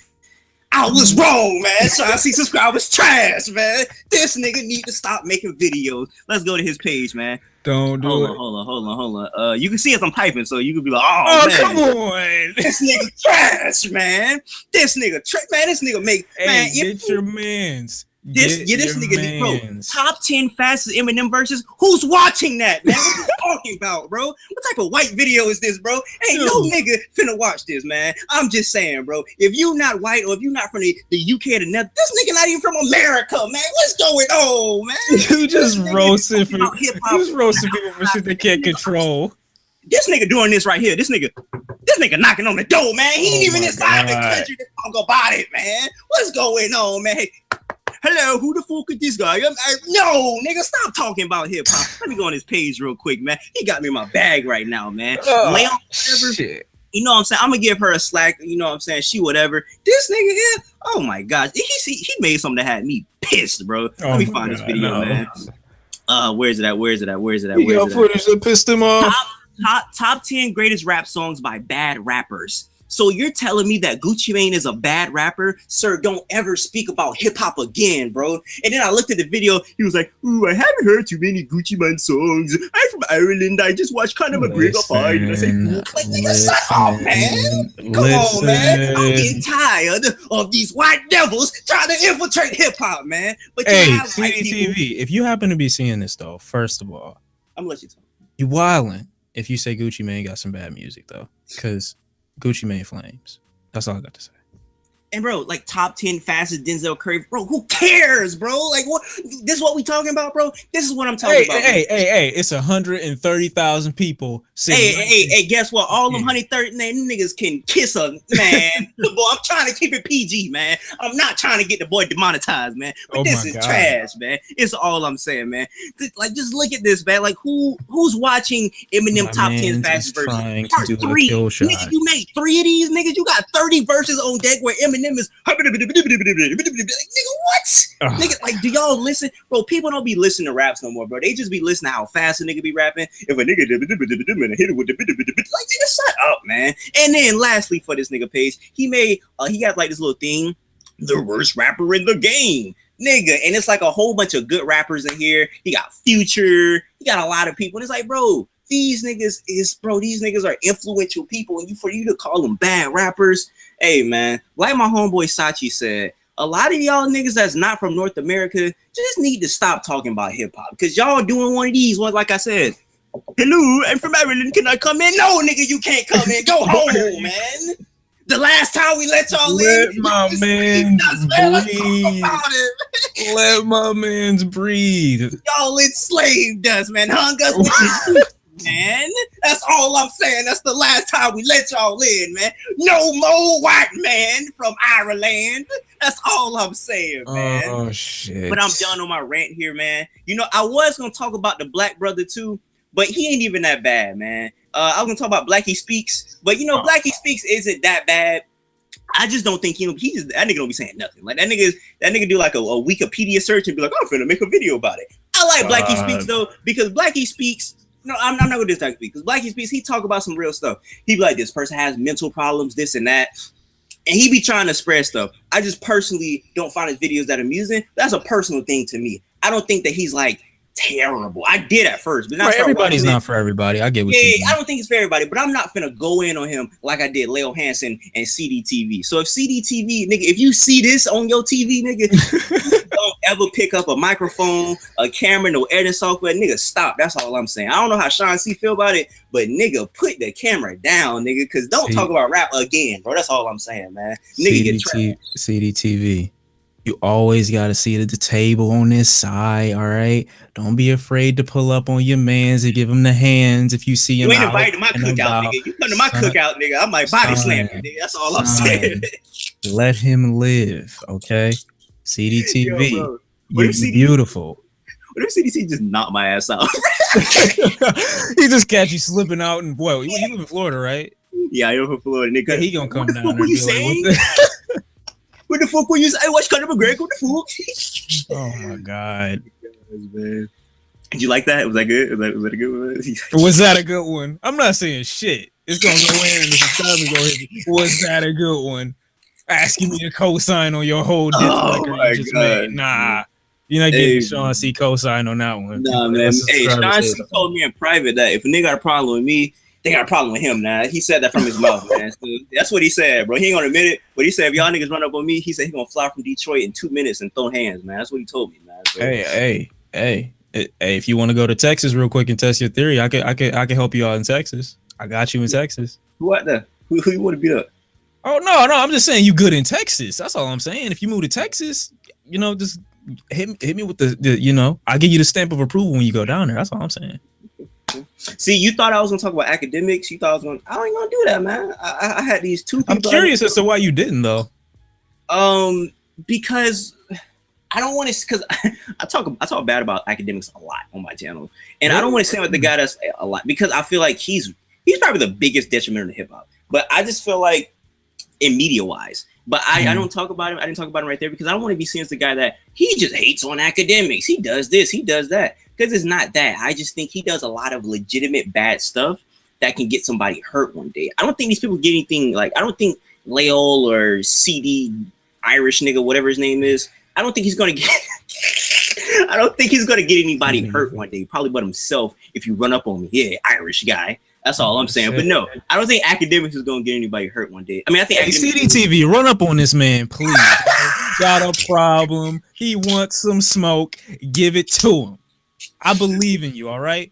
I don't respect Academics either. Because like after that whole Vic Mensa, like, man, I think you a bitch. Like, bro, if a nigga call you a bitch and you don't do nothing, bro, if a nigga call me a bitch in my face and I don't do anything, then I will never say anything bad about him behind his back. Because if that nigga go and say something else and I could have said it in front of his face and I'm like, man, like I would have whooped that. It's like on Friday where Debo go and snatch a nigga chain. Nigga don't say nothing. Debo walk away. He like, you know, I got mind control over Debo. When he be here, I don't say nothing. But when he walk away, I be saying something. Like, that's really what that is. It's like, bro, the nigga was in your face. The nigga called you out your name, and you said, I'm a bitch. I'm not. It's a good theory. In what sense, though? I mean, I'm not disproving it. I'm just saying, I got to think about it. It's like, bro, if you ain't going to do nothing right there, don't ever say anything back to him.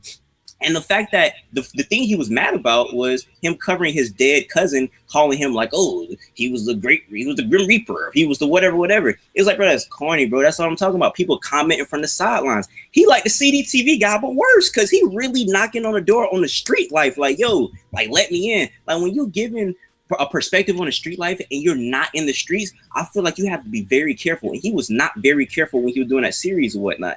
And I just think that was very distasteful. And a lot of people are like, oh, he doesn't do that anymore, blah, blah, blah, blah, blah. But I just look at stuff he does and he just like a corny nigga. That's not a nigga I want to hang out with. You know what I'm saying? I want to be like, no, I like me. Like, see, the difference is you got people that you're just not going to agree with when it comes to their taste in music, which is completely fine, which I think is partially your issue what you may have with CDTV, even though I don't even think you don't legitimately have an issue with this, man. You just don't like it. I get it. But when it comes to Academics, I get what you mean. But again, I throw the blame right back to the people that watch. Like, who, because there's a lot of people that share your sentiment. There are a lot of people that listen and they see what he puts out and they're like, oh, why would anybody want to watch this dude? Who's watching is my point. Like, do you think who does he cater to you? What demographic does he cater to? White boys. That's really what white people for the most part watch Academics? Bro, that Warren shot right. I mean, yeah, nigga, the white people are I feel like, because you do remember I did say we do have classism in black in African culture. I'm not saying black people wouldn't watch him, but I'm saying that I think most of his fans are white. I think he talks, bro. He's the poster child. You see how I got this incredible posters? Why I don't know why I had this up here. Now this is Mr. Incredible. It's the black nigga. I'm gonna say Academics is the black nigga. And this is a poster right here. If this poster was meant to be the poster child of internet nigga, that would be Academics right there, because Academics is the poster child for a internet nigga. Internet niggas who love the internet, be on the internet 24/7, they see themselves in Academics. He acts like them, he talks like them, he listens to the same music like them, he play 2K, he do everything that an internet nigga does. He just like at another level with it. Like, yo, you inspire me, you troll, you do this right here. So I think that the niggas who are, you know, I'm not gonna say white people, I'm gonna just say his demographic is internet niggas. I can agree with you on that. I understand what you mean. And I just think that what he does is detrimental, because like I said, in the 90s, he would got beat up. If this was like the 90s, yeah, he got ran up on a long time ago. Even I say up to 2005, 2006, he would have got ran up on by now. Definitely. I'm just thinking like definitely like how they was gritty, like in the Wu-Tang days, the Dipset days, they would have ran down on Academics, because the way he just like, you can say whatever you want to say. I just think that when you're doing it in just like a corny way, that's why Nipsey Hussle said he wasn't messing with him, because just the way he perpetuate like beef or whatnot, like somebody really gonna get killed from that. Like the way he promoted, oh, these niggas are beefing, whatever. And it may not be like some street shit, but let's say some niggas are beefing on some street shit. He'll just act like it's a video game. Like, oh, like, let's see if they're going to get killed. Like, is one going to kill each other? And people are watching it and taking that in and not realizing these are people, real lives. Like, people may die over this. People not realizing this is not GTA 4. This is not GTA 5. Michael's not finna die and come back to life. That nigga is not going to come back to life, and his family is going to be really sad about it. And the person who's killed him probably going to go to jail forever, and his family is not going to be very happy about it. So I think that people need to really realize that the way he perpetuates things, the way he talks about things is not cool. And I just think it's just corny. I definitely think that you should use your platform to talk about the things that you do on a regular basis. So, you know, if you like hip hop, talk about hip hop. You like rap music, if you like rock, country music, talk about that type of music. You shouldn't be talking about things because it's profitable or because it's advantageous to your channel or whatever platform you built for yourself. Because that's when people look at you like a leech, or they look at you like you're on the sidelines. Because a lot of people like, okay, well, you know better than a TMZ reporter at this point, or you know better than a CNN reporter. You look on it from the outside, you look in on our culture, you take the most profitable elements of it to exploit it, and you promote it to the masses as if you genuinely care about the situation when really you're just making money off of it. So I get what people have an issue with him. I do. You know, it's crazy when you say who watches him. It's crazy because I made a video like this on my YouTube, and it was like, what's wrong with him calling them savages? They were killing people in this. They were killing people. They were doing this and they were doing that. And it's like, I know these people don't know any people like that that's actually killing niggas, because if you did, you will understand that they came from upbringing probably that lacked a lot of guidance, and they probably didn't have a lot of people telling them not to do it like the person that commented was. They probably had somebody like savages is the last thing. If you know people like that, savages is the last thing you want somebody who has no idea what they're really like. That's the last thing you want somebody calling them. Yeah, they were like, they were savages. And it's just like the fact that he was perpetuating this ideology, it was almost, shout Tariq Nasheed. He was some white supremacist stuff, man. There were some savages. Hey, that nigga Tariq, I ain't gonna lie, man. Tariq Nasheed may not be bad, man. He might be on to something. Yeah, he might be all right in my book, man. So that's all I gotta say about academics. I just don't really agree with what he's doing. And he really could have made himself really look good in the Vic Mensa interview. He could have explained himself. I'm sorry. I didn't, you know what I'm saying? He could have been like this and that, but Nick called you a bitch. You said in what sense? You didn't do anything. But then that's where it's like, you start talking about him again. You should have said that sentiment to his face. You shouldn't have been like, oh, I'm not going to say anything. But when he leaves, I'm going to go on my stream. And, oh, Vic Mensa's a L. He flopped. He did this. Don't even talk about that man no more, bro. He disrespected you to your face and you didn't do nothing. Don't say, like I said, bro, if me and Shawn didn't know each other and he was like, I think, nigga, you got a bonnet on. Yeah, you look a bitch. And I would have been like, all right, well, whatever. I'm not finna go back home and be like, I should have fought that nigga. I should have just did it then. If I ain't do it then, I ain't do it. Whatever. That's all I'm saying. Yeah, that's something that, like I said, I have to, when it comes to that kind of, it's weird because when you put people in those positions, like the complex, I said the complex struggle, the complex show that they have, it's like, all right, that's cool and everything, but when you have a certain personality on this platform, they're gonna handle themselves in that way regardless of who comes up, regardless of, you know, what energy is being put out in the room.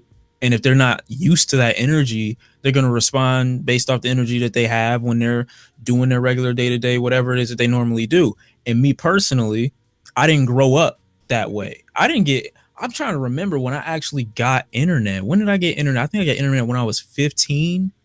Every other day, I was either outside doing my shit, or I was at school, or I was running, or I was doing some hood rat shit. Or I don't remember. I was never at home when I was 14, 15 years old, even up through 16. So that culture that these people have today isn't like embedded into me.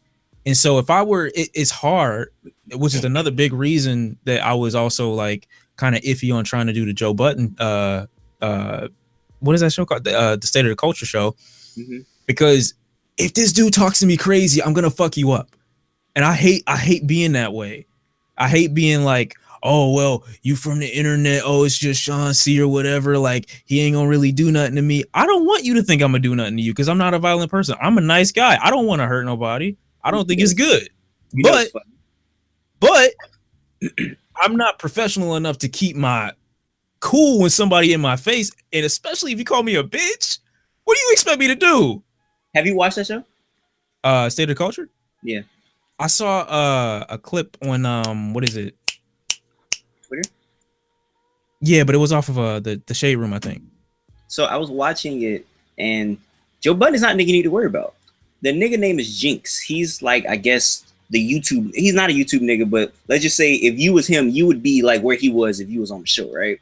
And he's not the nigga you need to worry about. Joe Budden. It's really Remy Ma. She be bullying that nigga. She asked that nigga, like, has he ever got a gun pulled out on him? And he was like, nah. And he was like, that's what I thought. She's like, you ain't never been through nothing, nigga. And she just be bullying that nigga. The energy, huh? Yeah, so it'll be Remy Ma that you got to worry about. Ain't gonna be Joe Budden. But talking to people in that way, like if this is the energy that we gonna have during this show, I can put out the energy too. It's not really a big deal. It's just like learn to adapt to it real easy. I guess because you do solo videos, I've never seen you like that, and I really want to see you in an environment where you display that different attitude because you talk about it a lot. I want to see you like how you deal with that. When it came to me worrying about, like, I wasn't worried about Joe because he's like, at the end of the day, he's just like a what do you call these people? Very energetic. So I don't mind people that have a lot of energy. I look at Remy Ma like she's got a lot of energy. I haven't seen much of her on the show, so I don't know if she's like being disrespectful or if she's just like really outspoken.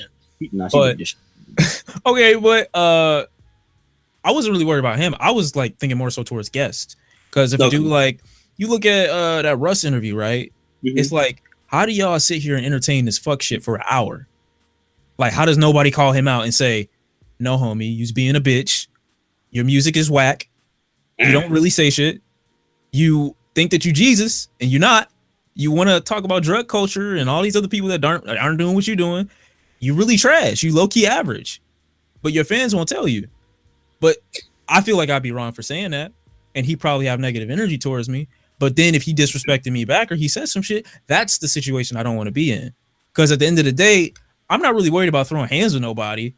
Because if that's what you want to do, let's do it. But I'm worried about the repercussions after that. Because some rappers, like I said, we just talked about embarrassment. Yes, we talked about what people are going to be willing to do. Like you get exposed live in effect. It's like, oh well, what you gonna do to me? Or you take it even further than that. You want to be super petty. You sue me.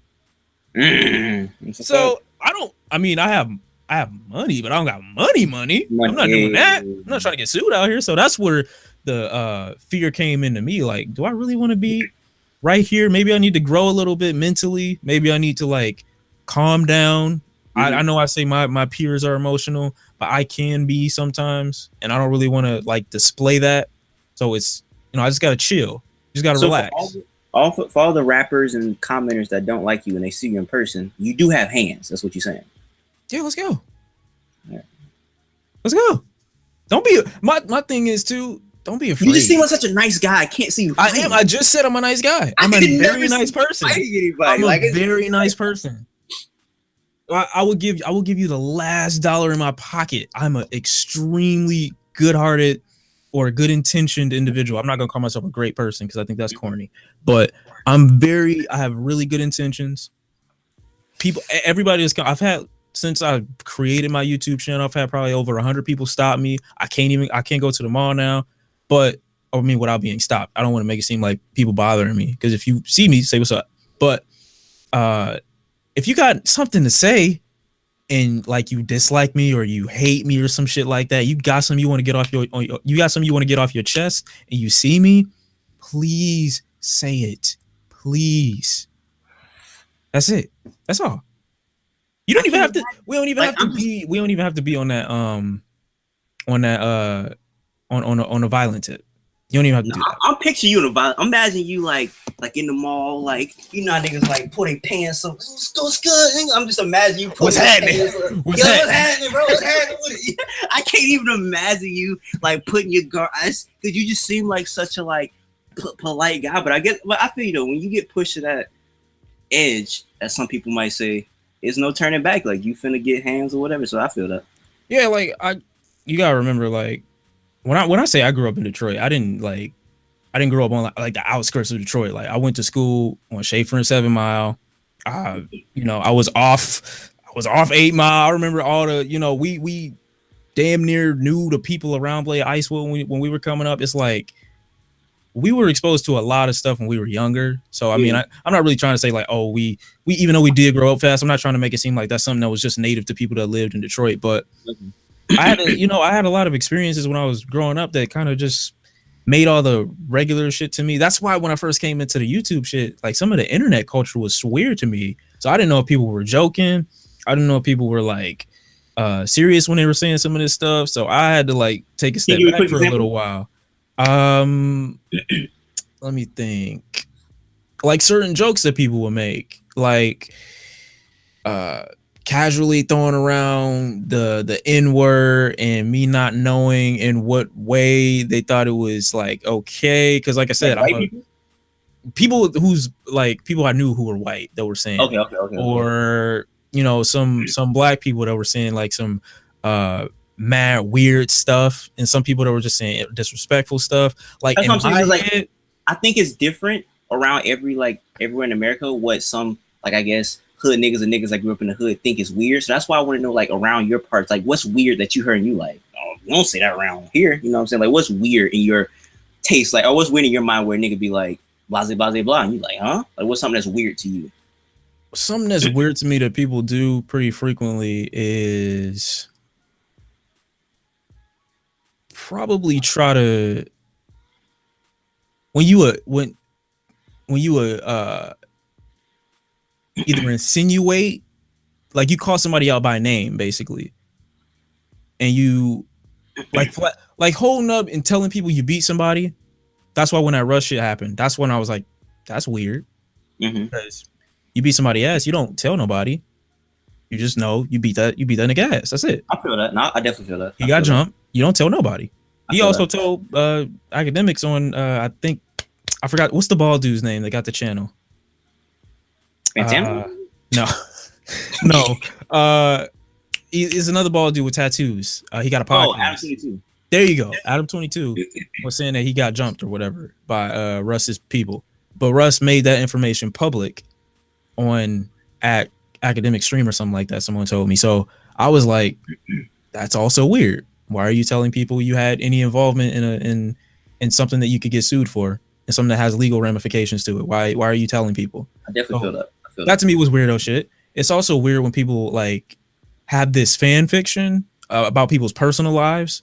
So when you start to try to spread rumors or some shit like that, like I recently saw on Twitter, Drake and this 18-year-old model or whatever. I have no idea what they're talking about. I don't give a fuck. Okay. But I think it's weirdo shit to talk about another grown man possibly being in a relationship with some chick we don't give a fuck about. Who cares? When I speak on weirdo stuff, I mean really like stuff that's supposed to be private being put online. Okay. For the most part. I think people are talking about that though, because he dissed Tiger for going out with Kylie. He was like, date a girl your age, not your shoe size, and now he dating a girl that's 18. That's why. But I didn't care about Tiger dating Kylie. Oh yeah, I definitely. I'm saying that's why people talk about it though. No, I get what you mean. It's just like all this. Some of the stuff online is just like it's hard to kind of get a grasp on. So when you do, it's too chatty patty. It's too much talking. Yeah. I agree. It's like I want to stick to the music as much as possible. That's why some people be like, "Oh, you boring. Oh, you don't have the same kind of energy that so and so got." Like, I'm sorry, I'm not gonna get that to you, my guy. I just want to sit here and talk about my music. That's it. This has been going on. You probably want to end this. It's gonna be the last story I tell, because this goes right along with what you're saying. It's this nigga named Young and Ace in my city, right? He got shot. Okay, so I'm gonna tell the story vividly, the quick as possible. Nigga in my city, Young and Ace. It's his brother's birthday. They're going out to the south side. South side in Jacksonville, everybody knows the white side of town. So safe side of town. Go out to the south side, go eat. Then a parking lot, niggas pull up on them, open fire, just bow, bow, bow, shoot up the whole car. Everybody dies except Young and Ace, which is the rapper. He's rushed to the hospital. He lives. So now he's alive. And I'm pretty sure he tripping. Like, nigga just seen 3 of his homeboys die in front of him. And it was a video went viral on Instagram because somebody recorded him in the hospital. He was saying he tried to shield his homeboy. He got shot up even more. He still ain't died, but his homeboy did. Just going through it. So I'm talking to somebody like, bro, you need to interview him. I was like, nah, because I was like, I don't know what I would talk to him about outside of that. Because I don't really listen to music like that. And I feel like it would be kind of like weird for me to like, on some police shit, you know what I'm saying? Like, it'd be exploiting him in a way. Yeah, because I'm like, bro, I don't want it. Like, what if this interview get used in court? You know what I'm saying? Like, this nigga, I'm like, I don't want that. He's like, bro, I'm telling you, man. He's like, don't worry about that. Like, nigga, you gonna get views. I'm like, bro, that's down here we say green, which is corny, lame, or whatever. I'm like, bro, that's green, bro. I'm like, I'm not finna go and use this man for his tragedy to get views. I'm like, I'm not even a big fan of this man. So for me to interview him and try to get views, like, oh man, and the niggas that like after that, it was niggas down here that was like, that are kind of big at rapping that was like, oh, like I'm glad they died or whatever. You're like, go interview them. I'm like, so what I'm finna be, oh, so you're glad Young and Ace homeboys died? Like, what type of like police work is that? That's why I think that mixing internet and street stuff, it ties right in perfectly. It goes wrong because that's none of my business at all. I don't that really makes me like upset when I see people like cause that X situation when he passed, that like really, I felt like my baby brother had died or some shit like that. Like only because of the way he died, really. Because if he would have died in the same way that like Lil Peep or Mac Miller passed away, I may have felt a little bit different. But since he went out in a similar way I've known some of my friends go out, it's like it reminded me of that. And then I remember watching a D-Respect video not long ago when he came out with a thought on it, and he was saying like, yeah, X was 20, but really he lived to experience like maybe 15 of those years or maybe 16 of those years because you don't remember the first part of your life like that. So it's like you get a kid that doesn't really have, that has a lot of life left, that has a lot of room for reform. He might be trying to do something different. He's got a lot of bullshit that he did already. I'm not saying give him leeway for that or try to give him props for now wanting to get himself together because he might be in the limelight. But now that he's dead, y'all want to say, oh, it's a good thing he died, or you mentioned, and I have no hate against her, but if you're doing that, I would prefer, even like I said, you stop. I don't like people still covering X now, and it's like, why are you? It's like the dude's dead. Like, what am I gonna come out? Am I gonna come out and critique the dude's music now? No. Like, he dropped an album I'm gonna listen to. I'm not making a video about it. Why would I do that? Like, you're past. If Mac Miller dropped, we see he got secret stuff coming out. It's like you enjoy these things in private. It's like, yes, there's a point where you stop being an quote unquote internet personality. There's a point where you stop being the dude that's sitting behind Twitter. There's a point where you stop being the internet user and you internalize that this is a tragedy. This is something that's bad. It happened. You have a moral compass, I assume. Take it in as a human being. Don't take everything in like you got to expose it to the internet. And that, like I said, that whole thing, that ties into why I think there's so much weirdo shit on the internet. And it's hard for me to kind of participate in some of it. I agree.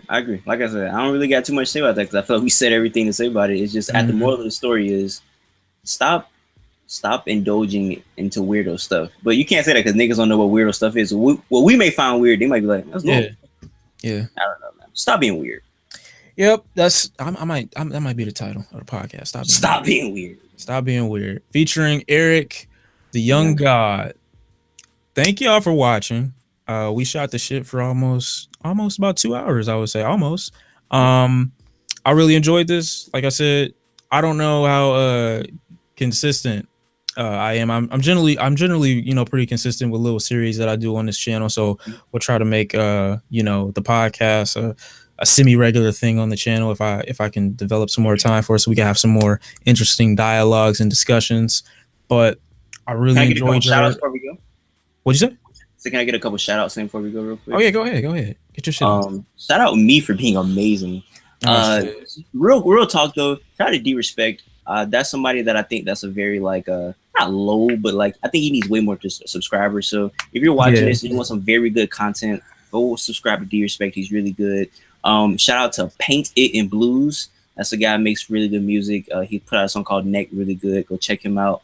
And but really, if you want some good interviews, want some good reviews, go look at my channel. But hey, you've seen enough of me. I really promote myself. I think that's also some weirdo stuff. I'm already on here. Why do I need? That's kind of like you get it while I'm on here. You're gonna check me out anyway. So yeah, I'm kicking off Shawn C, and I want to say that I am thankful to be on here. I think this is a really good podcast. And yeah, man, I did my stuff. Hey, he said it best. Like I said, appreciate y'all again for coming in, tuning in at everything that's going on with the channel. Even if you don't know what the fuck's going on with the channel, because I have a weird ass brain that goes weird places. I want to put up whatever I want, and this is one of those things. So hope y'all fuck with it. Y'all have a good one. It's been Shawn C, Eric the Young God. We out. Thank you for watching. Peace.